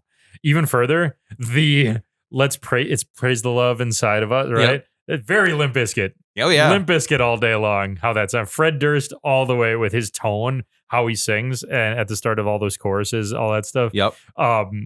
That made it sound like the radio hit. And I don't know if it is or not, but it was the first single for this album. Was it? Okay. Yeah, it was the first single for the album is called Self Hell. Yes. That's the new one, right? Yep, that's the new one. Yes, I could see how that is because that is very catchy song. Have you ever seen the video? No, I haven't. It's a lot of fun so I stress before watching that video, go and watch their other videos. Okay. Go watch their other stuff and take in kind of a handful of it and then go and watch Self Hell. Then it'll have the effect it should. Okay. Also liked it. I mean, I liked the song, but what's weird is I liked it, and I'm not a top 40s always chasing what was popular kind of guy when I'm looking for new music. Well, that's the thing. Like, neither am I. And one of the things that I had mentioned before and maybe that's what I was kind of driving at when I had mentioned that there's something about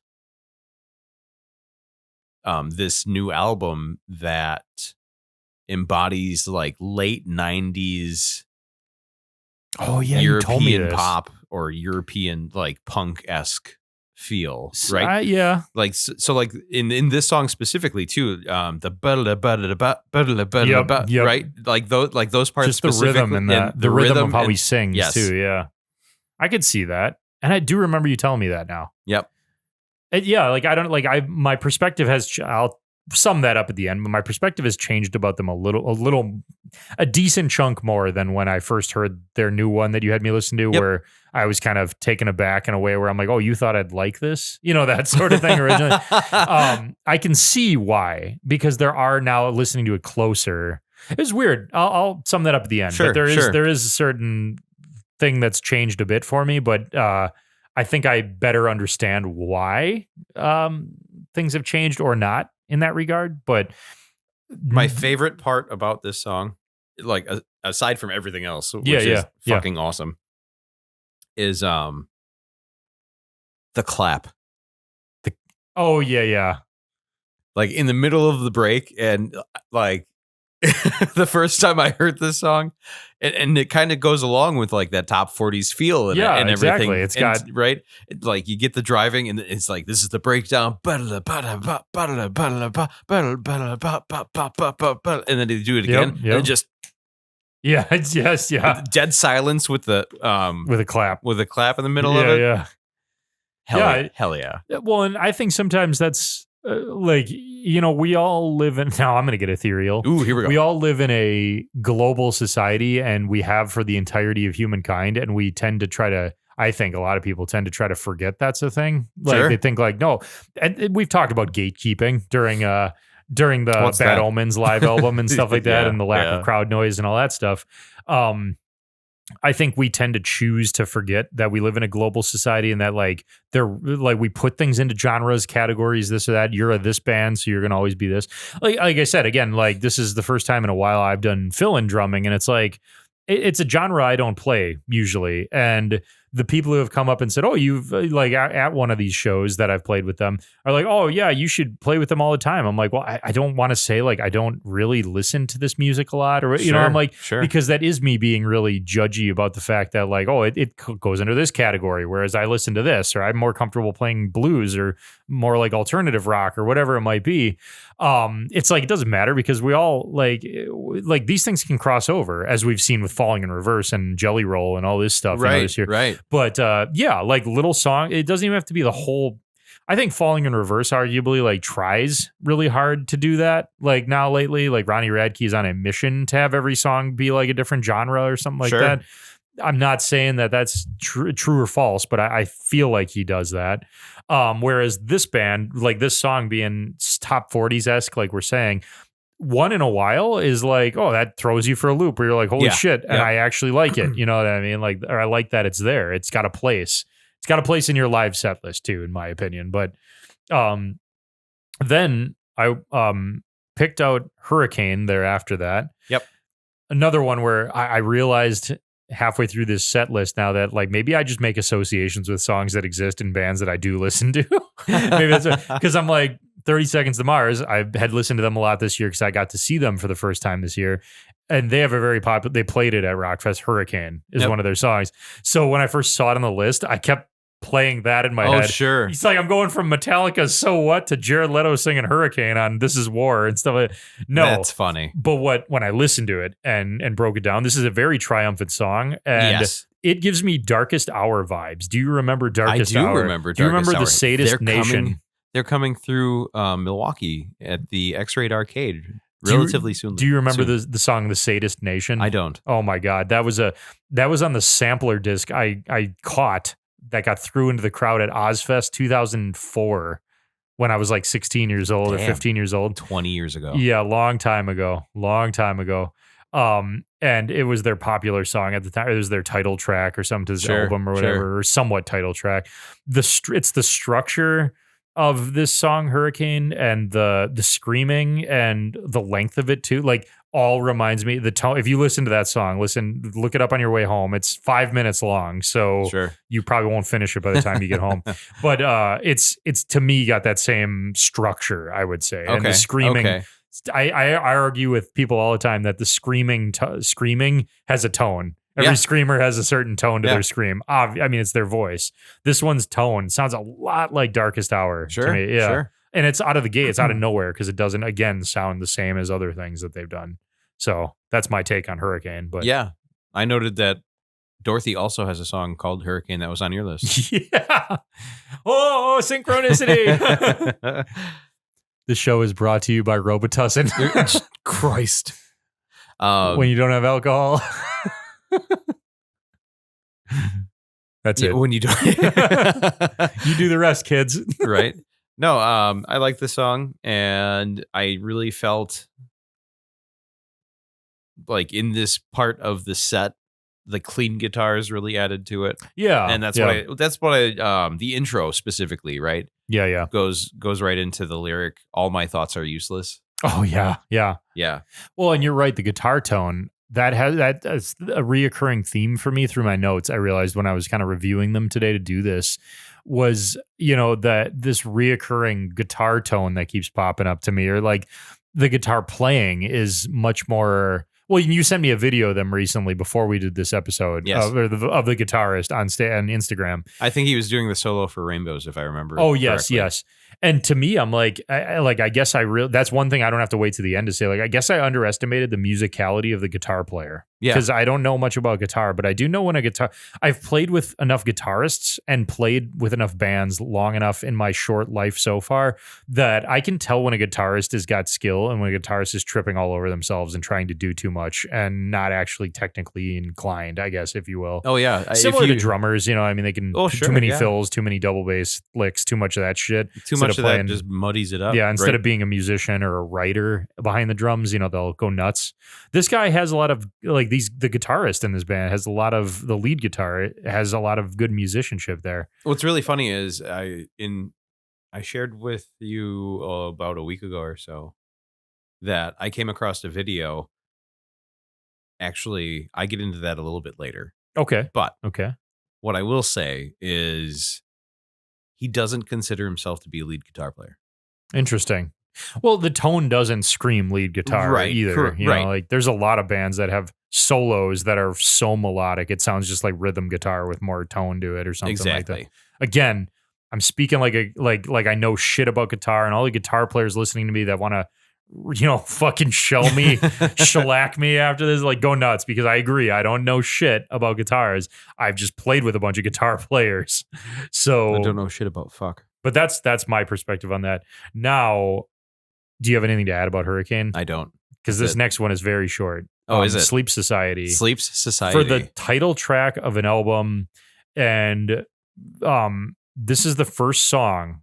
Even not being a huge fan of this band, this is the first song on your set list that I find to be filler and boring. Really? And I don't like it at all. It's so interesting. It has no memorable moments to me. Even it has nothing to do with screamy, shouty, nothing. Yeah. I don't know what it is. I can't get into this one. That does not mean I would take it out, because there's all the bands I watch, the hundreds of concerts I've probably been to this at this point in my again, hopefully short life. And you saw this one live. I did. And I even listening to, I'm like, I don't know. It's not memorable. I can't get into it. I don't know what it is. I can't even pinpoint what it is. That's the best I had for notes, was it just didn't have a memorable tone to it compared to all the other ones before it. Sure. And all the ones after it. Like, this is like the only one that I'm like, I don't want it gone, because bands always play songs that I like and don't like at their shows. Yeah. And they're favorite bands of mine, but I don't really know how to speak on it. It's just like, I think they even opened with it in Illinois. I could see that, because maybe it's heavy. Yeah. I mean, even right now, I'm still struggling to even remember how it goes. Like, that's I couldn't get around it. I don't know. I tried. I feel like it's there without the maybe. What am I trying to say here? What I'm about to say probably isn't accurate, but it's like their flagship song. It's like, welcome to who we are. This is us. And yeah. Oh, yeah. That was so. In this song, they were shouting like, "Welcome to the Sleep Society," right? Yeah. Yeah. So the that's intro. The part I remember. So like, that's it. At the that's very beginning, like I think like a drum hit happens or something, and they scream, "Welcome, yes, to the Sleep Society." Yeah. Yeah. Okay. All right. I mean, yeah, I don't know. I wish I could give you a better reason. Sure. I'm not at a loss for words often, as you all can tell, but I am. I don't know. That's it. That's all I got for that one. Is that weird? Yeah. That's odd. That is very odd. It's very odd. And I agree. It's very odd. It's a title track. I should remember something from it. I remember Welcome to the Sleep Society. That's it. But that was it. Then what we went into was Four Walls, and I noted that this had a very interesting structure to it.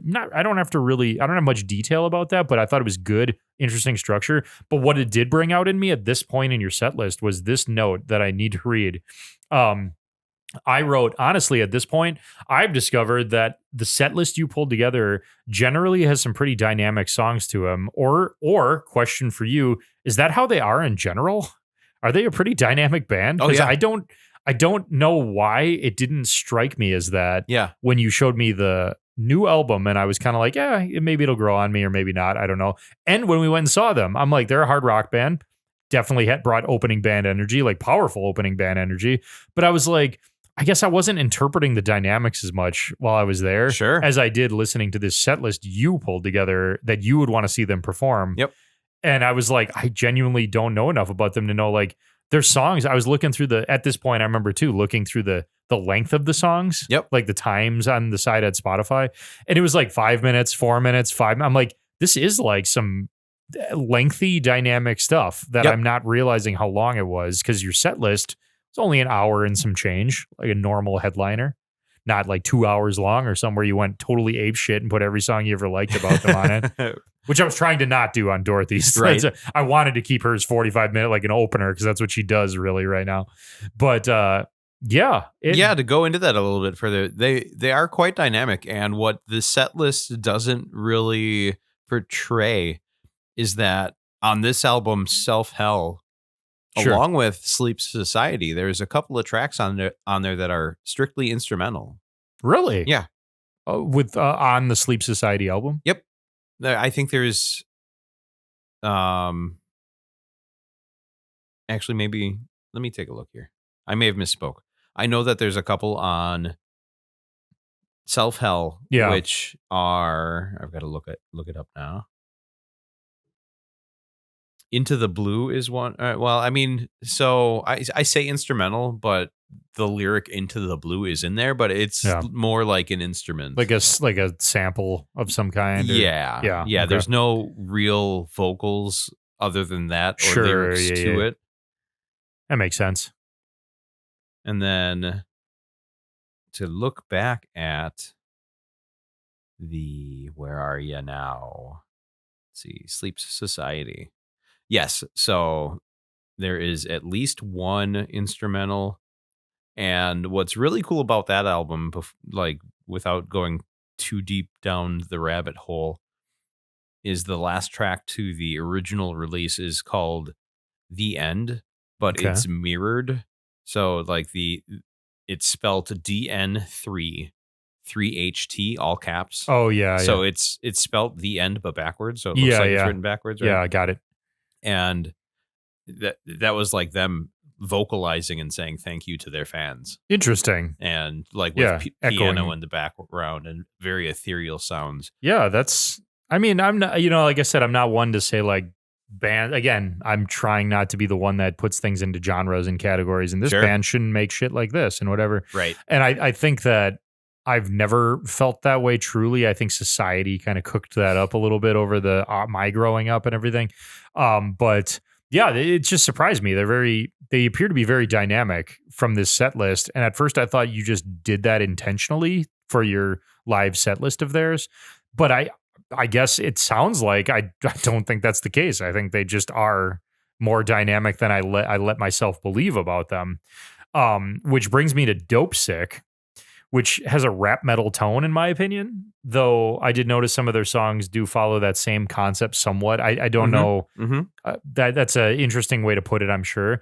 But the chorus doesn't sound like them at all. I noted that, in my opinion. Nothing like they did, again, nothing like on your set list, adding to that concept of dynamics.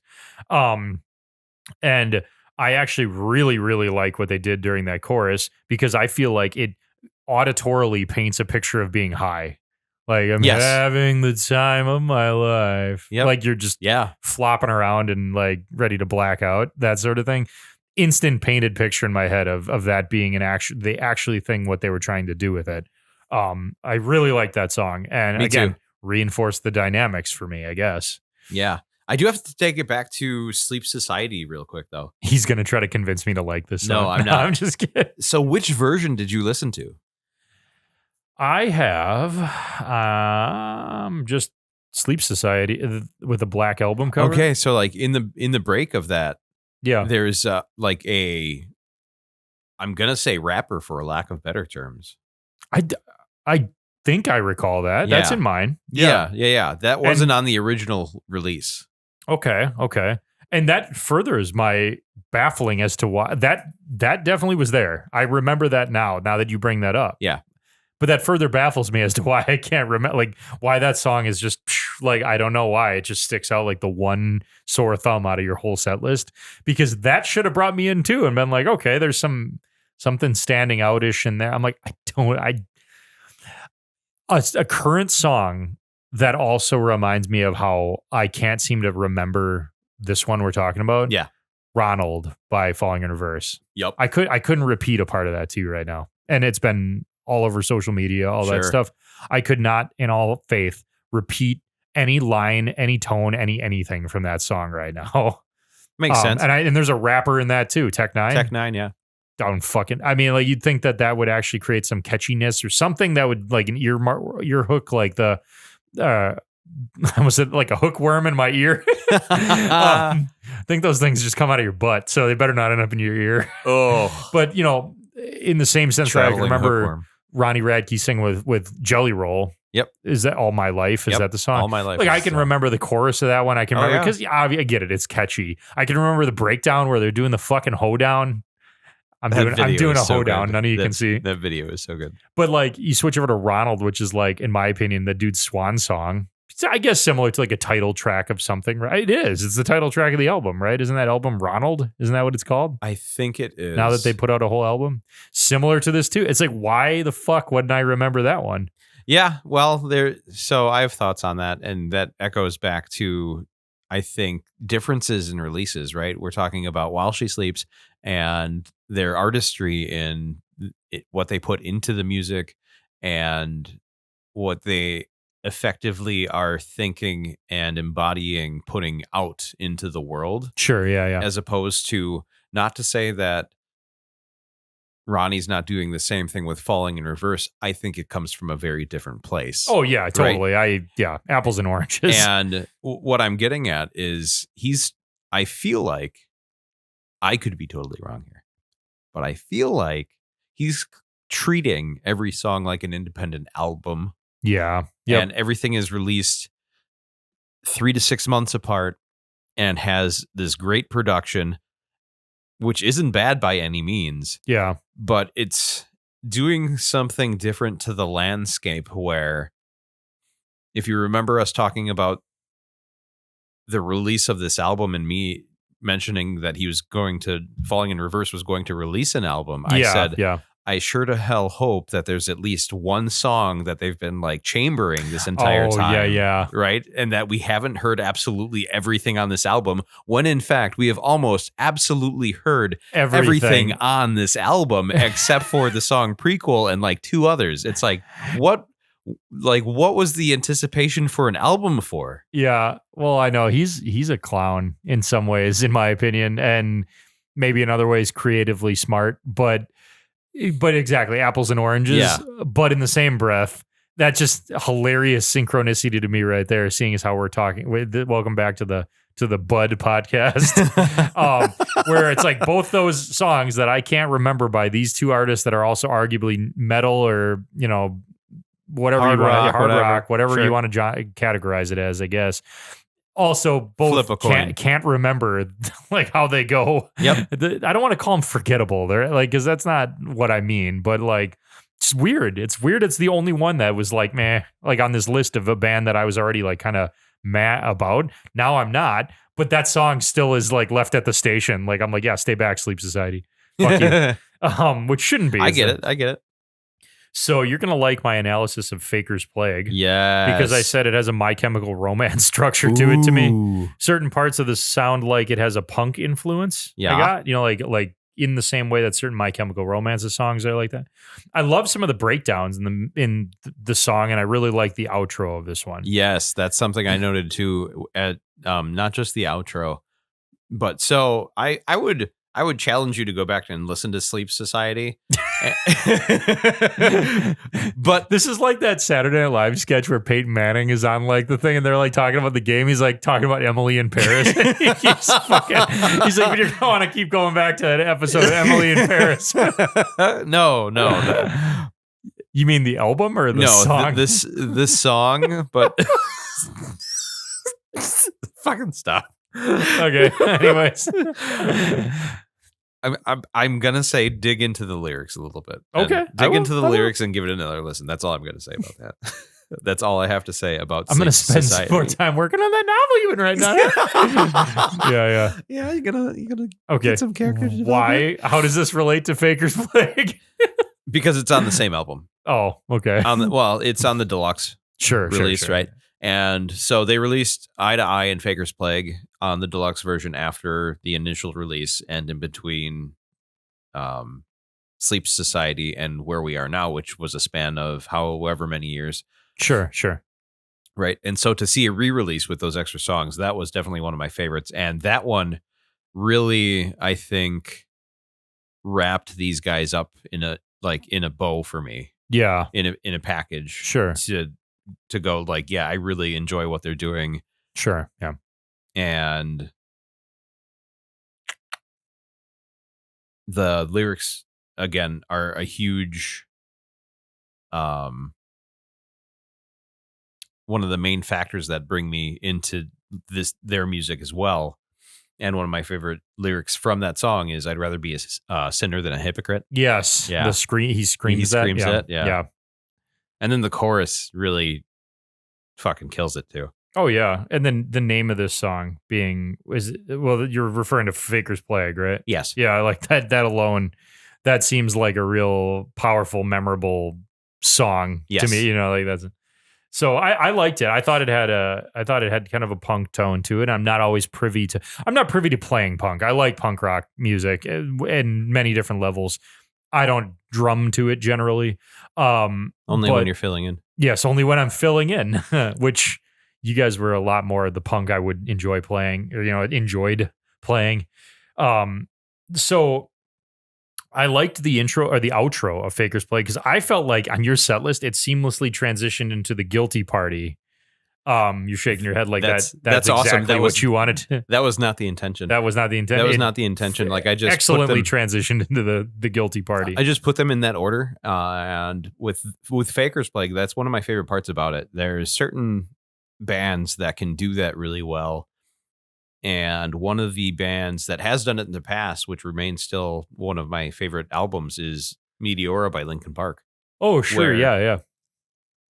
I don't know if you remember, but back in the early 2000s, so CDs, when you used to skip songs, certificates CDs, of deposit.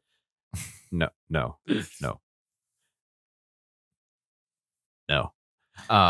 See, they used to bleed into each other. Oh yeah. Like one of our friends used to use that as the label of a concept album. But I always looked at it like, no, I just think certain songs bleed into each other. I think dating way, way back pre-2000s, we're talking decades before that, of Pink Floyd, the whole album is like one long song split in it. You know what I mean? Oh, yeah. No, and I think that it's crazy how you, like, I don't know, I thought it lined up that way very well on your set list, very intentionally, in my opinion, even though I now know it wasn't your intent. It felt like it. It felt like those two would go together quite nicely. I will say that. But the Guilty Party, I had noted that the tone and structure of the song, it made it one of the most memorable ones to me, in a way where like I'm not re-listening to it to try to remember what they sing in it. Right. Welcome to the Guilty Party. I enjoy the singing at the start of this too. And like I said, but I'm privy to like singing and screaming, a heavy mixture of that. I'm not always. I love screamy songs. I Prevail. That's the band that keeps escaping my mind.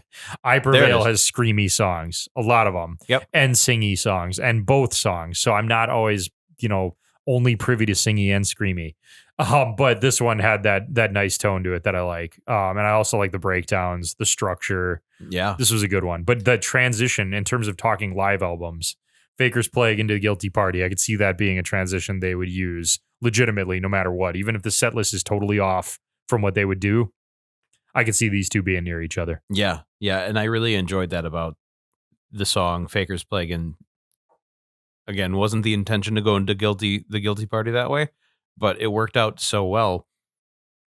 And this is the song that I was going to talk about a little bit, because this is the song that Sean was talking about when I don't know if it's Sean or Scene. I'm sure it's Sean. Sean, I'm guessing. Yeah.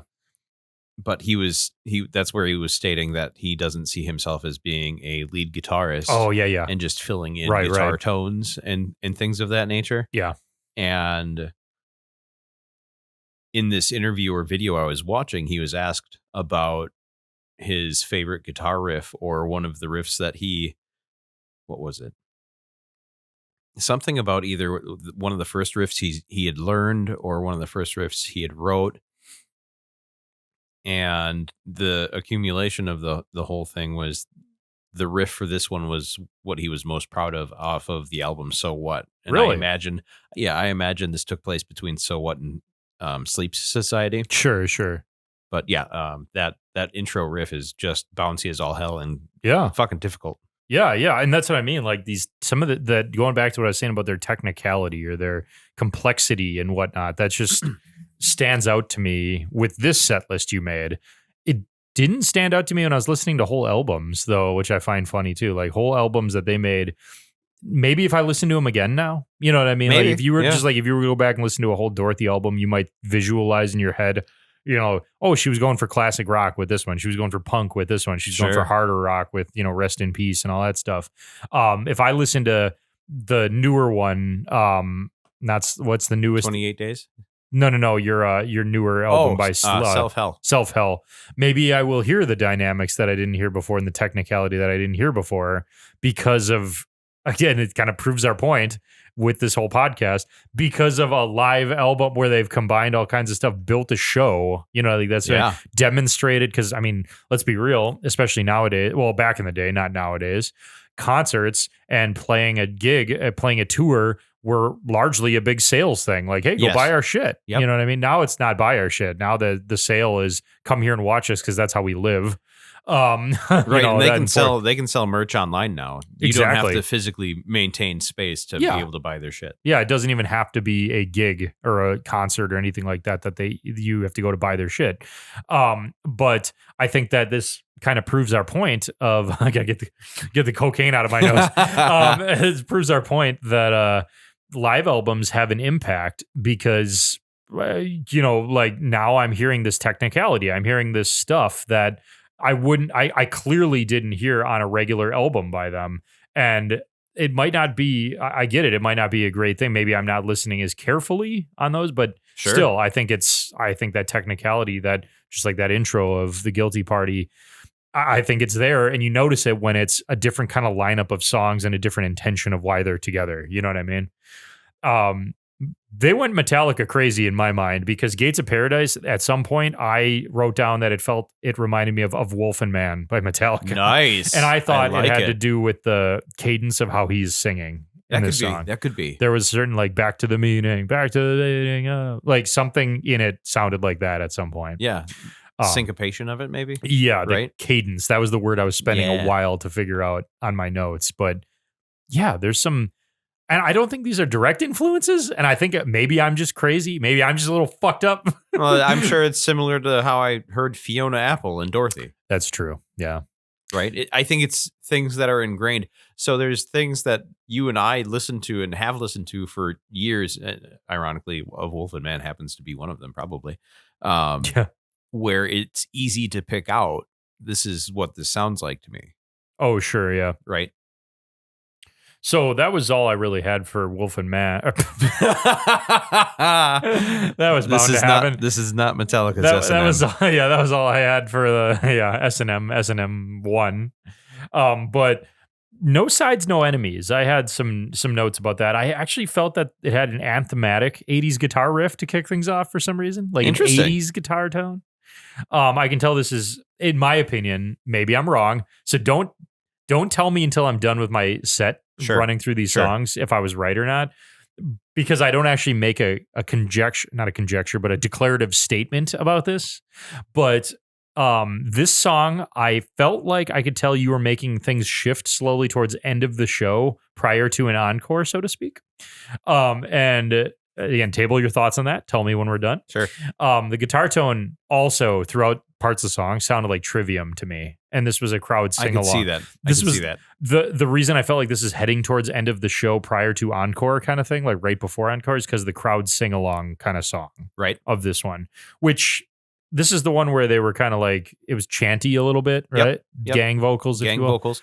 Again, I'm not a huge gang vocal guy, but this one had a place, and the place made it seem like it was leading towards the end of the show, so to speak. There's a few different dynamics that I put together, and I'll touch base on your thoughts towards the end here when we get to the end of the set. Sure. But one of the thoughts was that they have the new album coming out, and I'm putting together in my mind a set list that I want to hear them play and record live. Yeah, right. And with them being a headlining band, I put a lot of the new stuff on there.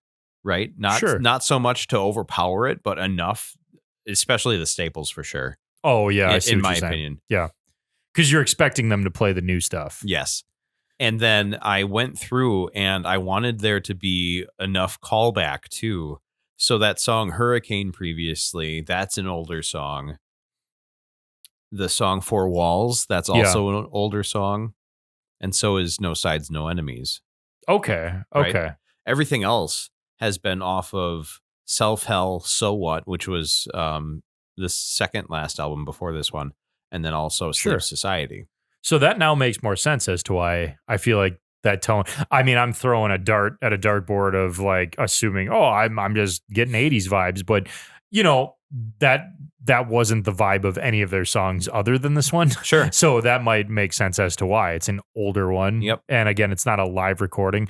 And again, why it embellishes why live recordings matter is these are both the Dorothy set list we talked about today and yours now for While She Sleeps are a collection of studio songs. So this might not be how it's going to end up sounding live. You know what I mean? That sort of thing. And I think that's why these matter, You Are All You Need is the next one. And I could see it being an intense closer before the encore. Again, I think you're seeing why I've made no declarative statement of where the encore would be. Right. Because you made yours a headline show. Yes. I didn't. Yes. So the drumming and guitar playing in this, just as a sidebar, sounds like In Flames to me. Interesting. Yeah. I don't hear that, but for that's You Are very All You interesting. Need. Yeah. Maybe it's I'd have to re-listen to that again to fully remember why I feel that way, but it definitely made me feel that way. But yeah, more of the topic on that is that it feels like an intense closer where you're like, thanks a lot, good night. You know those motherfuckers are going to come back and do this, to quote Mark Hoppus. Yeah, right.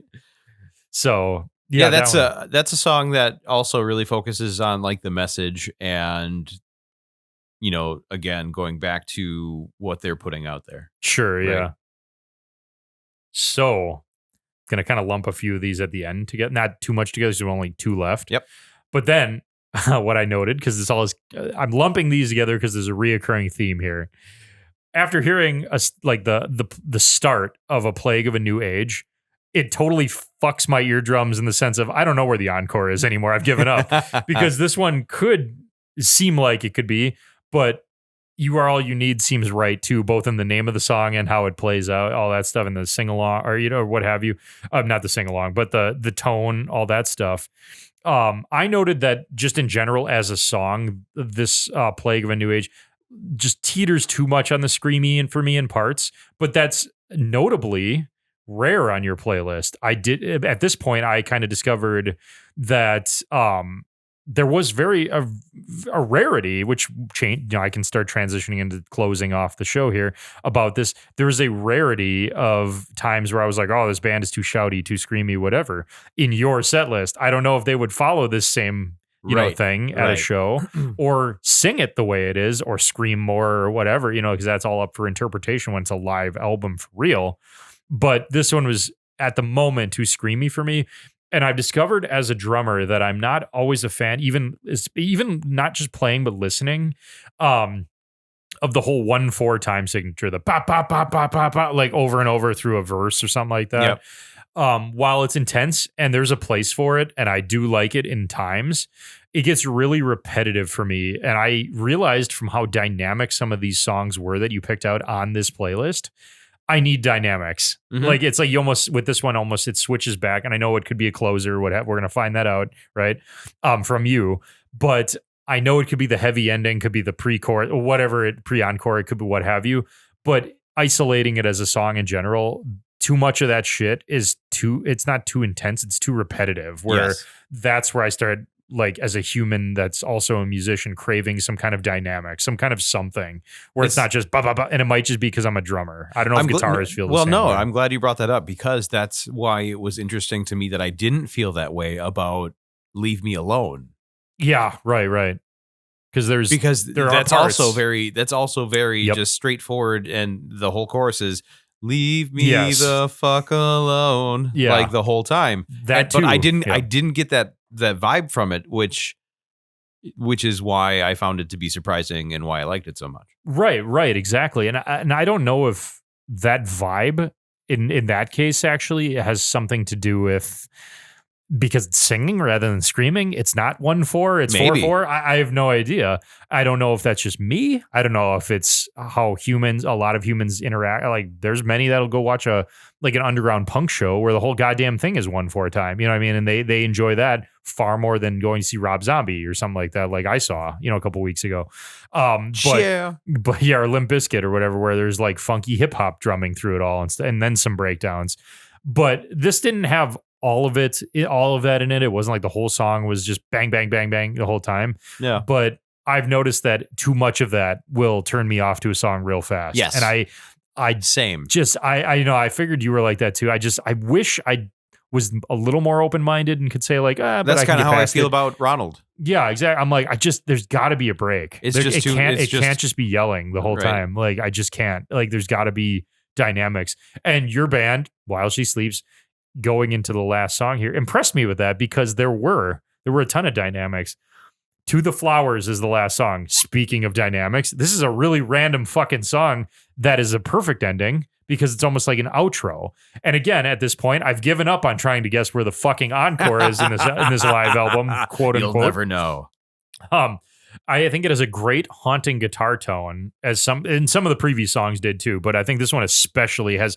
I love when it comes to like, I would say sampling or stuff like the band Starset is the best way I always explain it because they're a newer one. There's haunting kind of lyrics, haunting kind of sung lyrics, if you will. Yeah. Haunting tones, haunting guitar. I like haunting sounding stuff where it sounds like just eerie, I guess is the way to put it, or something like that. There's Absolutely. it Absolutely. always grabs There's something, me. Shit always grabs me when it's eerie as fuck. Yes. Yeah. I'm the same way. And there's something about this song that really echoes that to me and why it's such, for me, a staple when listening to these guys now, right? There's a song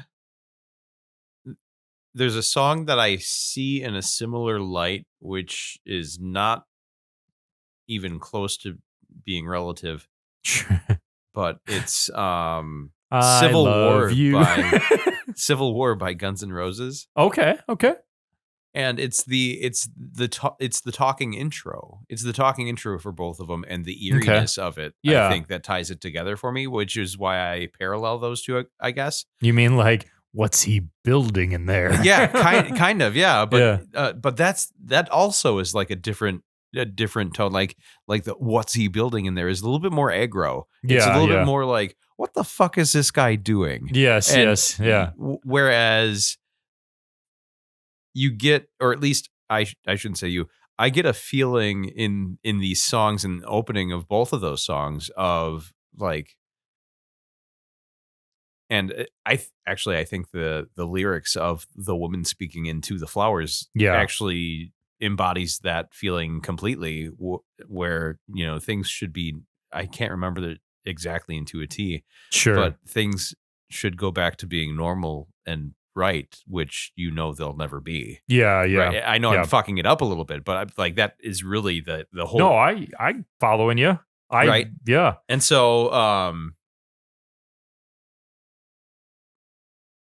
I think that's a huge song for them for multiple reasons, because I believe their bass player who does video Yes, yeah. I think he directed the video. I think you brought that up to me at one point or another. And he not to go down a rabbit hole, but he's also putting together a short film currently. Also, like there's a Kickstarter for it. Respect. Yeah. Respect. But the video for it really also kind of embodies what you envision that song to be, I think. Sure, yeah. And I really think it's a turning point for them for multiple reasons. The guitar player has the hardest job in that entire band for that song, for the solo. And, oh, yeah, definitely. And arguably, yes. I don't know what you know about guitar tones and, you know, you don't know shit about fuck. I don't know fuck about shit. So he uses two. You know that meme where it was like, I like memes. Yeah, he's putting the square in the circle. That's me when you put a guitar in front of me. The rectangle goes in the square hole. Yeah, yes. That's my brain on guitar. So if you're unaware, there is a signature, I think it's signature, or maybe it's not. Maybe it's just the pedal that Tom Morello used for his whammy effects. Yes, yeah, right? Yeah. It's called a whammy. Yes. Right? And it uses a pitch shifter to make those high wheedly, wheedly, wheedly noises. Yes. Okay? Yeah. He uses two of them at the same time to create that sound you hear. Both feet? 1 foot. 1 foot. 1 foot. He's toggling the effect of one while he's going on the back shift, and then he pitches it forward with his foot, and then the next section he toggles back and shifts it again. Sure, yeah. Nice. It's wild to watch. Nice, but just fucking mad, and really, really great that we got to see that live. I was very happy about that. That's cool. So, also could see, I don't know if you've ever heard it referred to as this, but bands I've been in have said it. I could see this one. This one's a cool ending because it slows down. I love the slowing down and stuff. Yes. I could see it having a trash can ending is what I'd say, which is just heaviness and, you know, cymbals and drum fills. Sure. And thank you, Milwaukee. Get the fuck out of here. Drive home safe. I feel like there's a lot they could do with that song and its ending for like an encore. Yeah. And, you know, they're at a point. I saw a live set by Breaking Benjamin probably like 20 years ago now. Oh, sure. Yeah. And it was either for We Are Not Alone or no, it was for We Are Not Alone. I didn't get to see them play any shows before that point in time. And they played Shallow Bay and a few other songs that I knew like really well. Yeah. In terms of how they sound, how the song goes. Yeah. And yeah. one of the things that I don't see too frequently out of bands playing live shows is they actually branched away from how the song was written. Yeah. Right. Mm-hmm. And added different breaks and different parts to the song. Oh, sure. Yeah. To just play out live. Yeah. Yeah.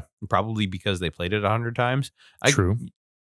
I could see While She Sleeps doing something like that for like a number of different songs, which would be really cool, but also not something I think they would necessarily have to do. Sure. So before I read the last note and a half, okay, because I'm done with the songs and I just have my summation real quick before we wrap this episode up and stick a bow and fork in it or whatever. I don't know, whatever. Where the fuck is the encore? Which one is the encore? What's the end and where they walk off stage and when do they come back on? The end is You Are All You Need. Okay, so that's the last song. They leave, they come back and play A Plague of a New Age and then To the Flowers. Okay, so they have a 2-song encore. Okay, so I was close. You were close. Because I think that was the first time in my notes where I had said, I think this is where it'd be an intense closer for, I did, for an encore. So I was close, we'll say. Yeah. I wouldn't have, I'm not going to say I knew because I definitely didn't, but I was close. It could have gone two different ways. Yeah. The other way was another play on words with At the Gates of Paradise. Okay. Right? Yeah. Where At the Gates of Paradise would be that'd be a closer, long encore. and then like a 4-song encore with 2 old ones or 3 old ones, and then end with To the Flowers. Yeah. I don't know enough about this band like you do, but that seems like it'd be a lot of old songs where they'd be like, after the third one, people would be going, what the fuck? When does this end? You know what I mean? Like, how are they going to end this? Sure. And then To the Flowers would seem out of place to me at that point because it's like they just stuck it in to end it. Then, you know what I mean? I like where you put your encore. I think it's better that way. Thank you. Yeah, arguably. Because I get, like You Are All You Need is an older one, right? Because you said Gates of Paradise would have been what you were saying would be where you were going to do that 4-song closer, right? 4-song encore. Yeah. So you got a couple old ones, and then you come back in with you finish with You Are All You Need, right. Kind of an older one, right? It was off of the last album. Okay, so it's newer within the It's last new. 4 years. Okay, I think. And then you come back with one old, one new. I think that makes sense. Yeah, because most of these bands, especially new to headlining, I could see just a couple song outro.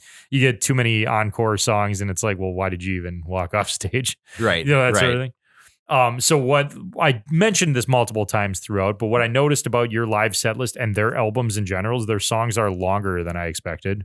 4 minutes on average, it seemed like, roughly, and a lot of them. Yeah. And then I also noticed this is nothing to do with their music, but this has something to do that I wanna analyze and say that as a music fan doesn't affect me too much. It's starting to a little bit because it's starting to annoy me. It annoys me a lot as a professional graphic designer and a content writer for my own company. Are we getting are we inching towards Get Off My Lawn? Is that what's happening right now? I'm slowly inching towards it, but as a music fan, I'm still very much a teenager. Okay. As a working professional in the media industry. Where are you taking us? Let's go. I don't understand why bands are putting everything in fucking caps lock nowadays on Spotify and shit. Like Wage War. Yeah. While She Sleeps. Okay. I see Shinedown was like the first one I saw doing that. Fuck if I can remember half the other ones because I'm trying to block that out of my mind because use some fucking punctuation. I'm going to get really nerdy about this really quick. Oh, well, before you do not. Go ahead. Before you dive down that, I'll take that over whatever Ollie Sykes has been doing with their titles. Where they use numbers and fucking letters and all kinds of shit. Like to spell one letter's words. caps and then 3 of them are lower. lowercase. Yeah, that's worse. That's some goddamn like middle school MySpace bullshit and get it out of my fucking face. Write like a human. It's not making people like your shit more. You know what it reminds me of? Fall Out Boy coming out with an album called like Under the Cork Tree. And then the song's like, my lawyer fucked my mom and that's why he's my stepdad also. Like, I'm like, what the fuck is it? Like it was like, that this was mirror such isn't big enough for both of us. Yeah, exactly. Shit like that. Like I overdosed on Ativan. So welcome to Mary. It's like, it doesn't, it's like, I get it. Like everybody's edgy and cool and shit, but it's like when Morgan Rose from Seven Dust said this one time when the dawning of YouTube, he was like, well, hey, once everybody's famous, no one's famous. When everybody does something, it's not fucking edgy anymore. Now it's popular. So every metal band going, oh, we're going to make them all in caps because like everyone's going to, arguably, I don't know that's what they're doing. So I'm going to calm down for just a second. I don't know that this is what bands are doing it for. But at first I was like, when I saw Shinedown do it, I was like, okay, they've become butt rock to no end. And I do like them still a little bit. Not as much as I used to. Yeah, but they're good. They've become a little more butt rocky than I'm used to. So at first in my head, I was like, oh, Jesus Christ, especially watching Zach Myers run his fucking mouth on Facebook at fans that said they don't like him or whatever. Like he was the first I ever saw of a band member going all ape shit about like at somebody going, well, you try to fucking tour and whatever. And I'm like, bro, just play the role. Like, just like, I don't want to be like hey, you're a professional athlete, save your politics and go play the football game. But it's like, shut your fucking mouth. Okay. Like these people that were arguing with him online were not saying they sucked. They were, like one of them were usually pretty equitable. And they were saying, I don't know, I just kind of like their older stuff better. And it was like, oh, like we can't evolve, you fucking twat and whatever. It was like, he was going that level. Oh, right? wow. So, ipso facto, tomato, potato, coming back to this, when they put out the album with like Devil in the Next Room and whatever, Attention, that's what it was. Yeah. The fucking thing was called Attention and everything's in all caps. You were doing it for attention. You were thinking it was like gonna, draw attention because everybody's got fucking all caps. Like, listen to us, rah, rah. I don't know if hard rock bands are doing it because of that. Here's a thought. Go ahead. Here's a thought. Go ahead. Let's release an album with no song titles. Just Untitled 1, Untitled 2. Like don't even number them. Like when you try to import burned CDs from 2001 into like Apple Music now or somewhere iTunes or whatever it was. Well, you can't do that even now, but it all imports as like track 1, track 2, track 3. Yeah. So, going back to the professional as I calm down, the reason that fucking fires me up so much is because as a writer and a graphic designer, those who are nerdy like me out there in that industry, working in the industry like I do, will agree with me. Psychologically, when you write in all caps, you see it as a square. Yes. You don't see it as a dynamic anything. Yep. It becomes forgettable because it's not dynamic. So, ipso facto, tomato, potato. Maybe that's why I forgot some of their fucking songs, like Sleep Society, because they're fucking they wrote it in all caps. I don't know. I'm not saying that that's for sure the reason. You know what? I've taught this at the collegiate. I've taught this at the university level. Trust me, that's very interesting that you say that, because upper and lowercase with serifs. You will always remember. A whole book isn't written in all caps because you would forget it all. You wouldn't be able. You would go fucking bananas. you would lose your fucking mind. That's so interesting. So. Go ahead. I don't have much left, so go ahead. Okay. That was it, pretty much. Oh, all right. Well, so, I'm living an entirely different life than I have in the last 4 months. Sure. Roughly, right? Yeah.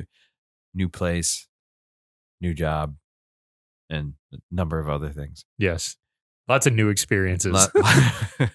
And I almost said something real vile. You would never. And what echoes back to me and this is way off the beaten path here. It has nothing to do with the episode. Well, not nothing, but I mean, sure. In terms of what we're talking about, right? You just see a square or a rectangle, right? And it's forgettable. And yep. Every time there was some sort of comment and or communication in the last place I had worked at that was in the line or the same vein of like, how could this happen? Sure. Who didn't do their job? Or it was all caps with 85 exclamation points. And the fact that I can't tell you how much joy it brings me to hear that it's completely forgettable. It is. That it's in written word. Right. It is. Yeah. So what I was just about to wrap on was I'm not like, and I want to double down because I'm very moderate in my teaching and my everything that I do professionally in my life. But that's not to say that all uppercase lettering and uppercase verbiage on any kind of print is illegal or shouldn't be used ever, right? Sure. Same with it's just psychologically and biologically, I would argue, proven that upper and lowercase with a serif font where it's got the little swoops on the end of it. Yep. That's what serifs are for those who don't know. On white background written in black ink is the fastest and most effective way to get somebody to comprehend something, and it's something you want them to retain. That does not mean it's the only way you should design something. That does not mean that it's the only like While She Sleeps album cover where it's black background, white type and not serifs or whatever. That doesn't mean that's bad design, right? Because art is very subjective, commercial art. But when you want somebody to remember something, in terms of taking in information and documenting and it somewhere and the information, yes, the legibility of it, right? I get it. And I was just gonna make a joke about how I'm like, I would love to stick one person in that absolutely like negative billion decibel room in Minneapolis or whatever it is. Yes. And put a camera on them and then stick another person in a room with a book that's written in all caps and see who goes out of their fucking mind first. And then we'll finally settle that debate. Interesting. Because I promise you'll never see a book written in all caps or some like length of text. Written in all caps. When someone does it, it aggravates you, and it will now going forward. So anyways, listeners, overall, I really enjoyed your live set list. I really did. It made me more of a fan of them. It was surprising in the way that I didn't expect to actually feel more like I enjoyed and understood and all that stuff. Like how dynamic they are. Yes. And the fact that there was one song that's forgettable to me out of your whole set is a testament to like, okay, there should have been more that I don't remember, don't like, whatever, that sort of thing. If it was the same sentiment I had going into listening to the new album that you gave me. So I'm going to go ahead and give it a applause right here that nobody can hear. Now it just sounds like no. Yeah. No, that was an applause. So, well, this was fun. We learned a lot. Yeah, we did. We wanged, we chunged. I got angry. Yeah, you did. Get off my lawn with your double barrel shotgun. Yeah, I'm I'm getting there. I'm getting there with some of that stuff, but that's okay. We all do. We all get there eventually. There ain't nobody that's still wearing Chuck Taylors at 70 going, hello, fellow teenagers. You can still dress like that, but you will not fight down the get off my lawn man deep inside you. Right. Take that, Steve. And hopefully they're not deep inside you. Oy, oy. So Bazinga. I'm going to release an emo album where the first title track is going to be Get Off My Lawn, You Goddamn Teenagers. And the song's going to be like, I got drunk on Thanksgiving off a Robitussin. Can we write it about Clint Eastwood in that one movie? We could use that AI app. What is it? Suno to write me an emo song with an emo song title. Ooh. I guess ChatGPT to give me some emo song title. Like write me a longhand emo where it's 38 words long. And, you know what's funny? Before we go, you said one of Dorothy's songs reminded you of Fiona Apple. Yeah, she's the OG of having a long ass title. Yeah, she still holds the record for the longest album title ever. I think because really? It was like a paragraph. It was like they ended up abbreviating it like on the actual spine of the CD. And I remember at Sam Goody on the top, the label that would go across the top of the CD case when it was wrapped. Yes. It was When the Pawn. That's what it was, like ... But it was a whole fucking, like, it's legit. It's a whole paragraph. Yeah. Look it up. Yeah. So check that out. she's the OG emo long song title girl, I would say. Hell yeah. So congratulations, Fiona Apple. Woo! All right, ladies and gentlemen. Well, thanks for sticking around. And, if you're asleep, sleep well. If you want, check out Dorothy, the impeccable woman, impeccable singer, or While She Sleeps. And if either of you two are listening, Dorothy or the band While She Sleeps, please, for the love of everything holy in my life, record a live album. Yes, please. Want you to. We did this because we want one that bad. Yep. So that's what this was for. Thank you for... We'll give you the what for. Thank you. That's an emo album title. Yeah. Because it's got to be shorter than the songs. The songs have to be 10 miles long. But thank you again for patronizing. Fuck it. We'll do it live.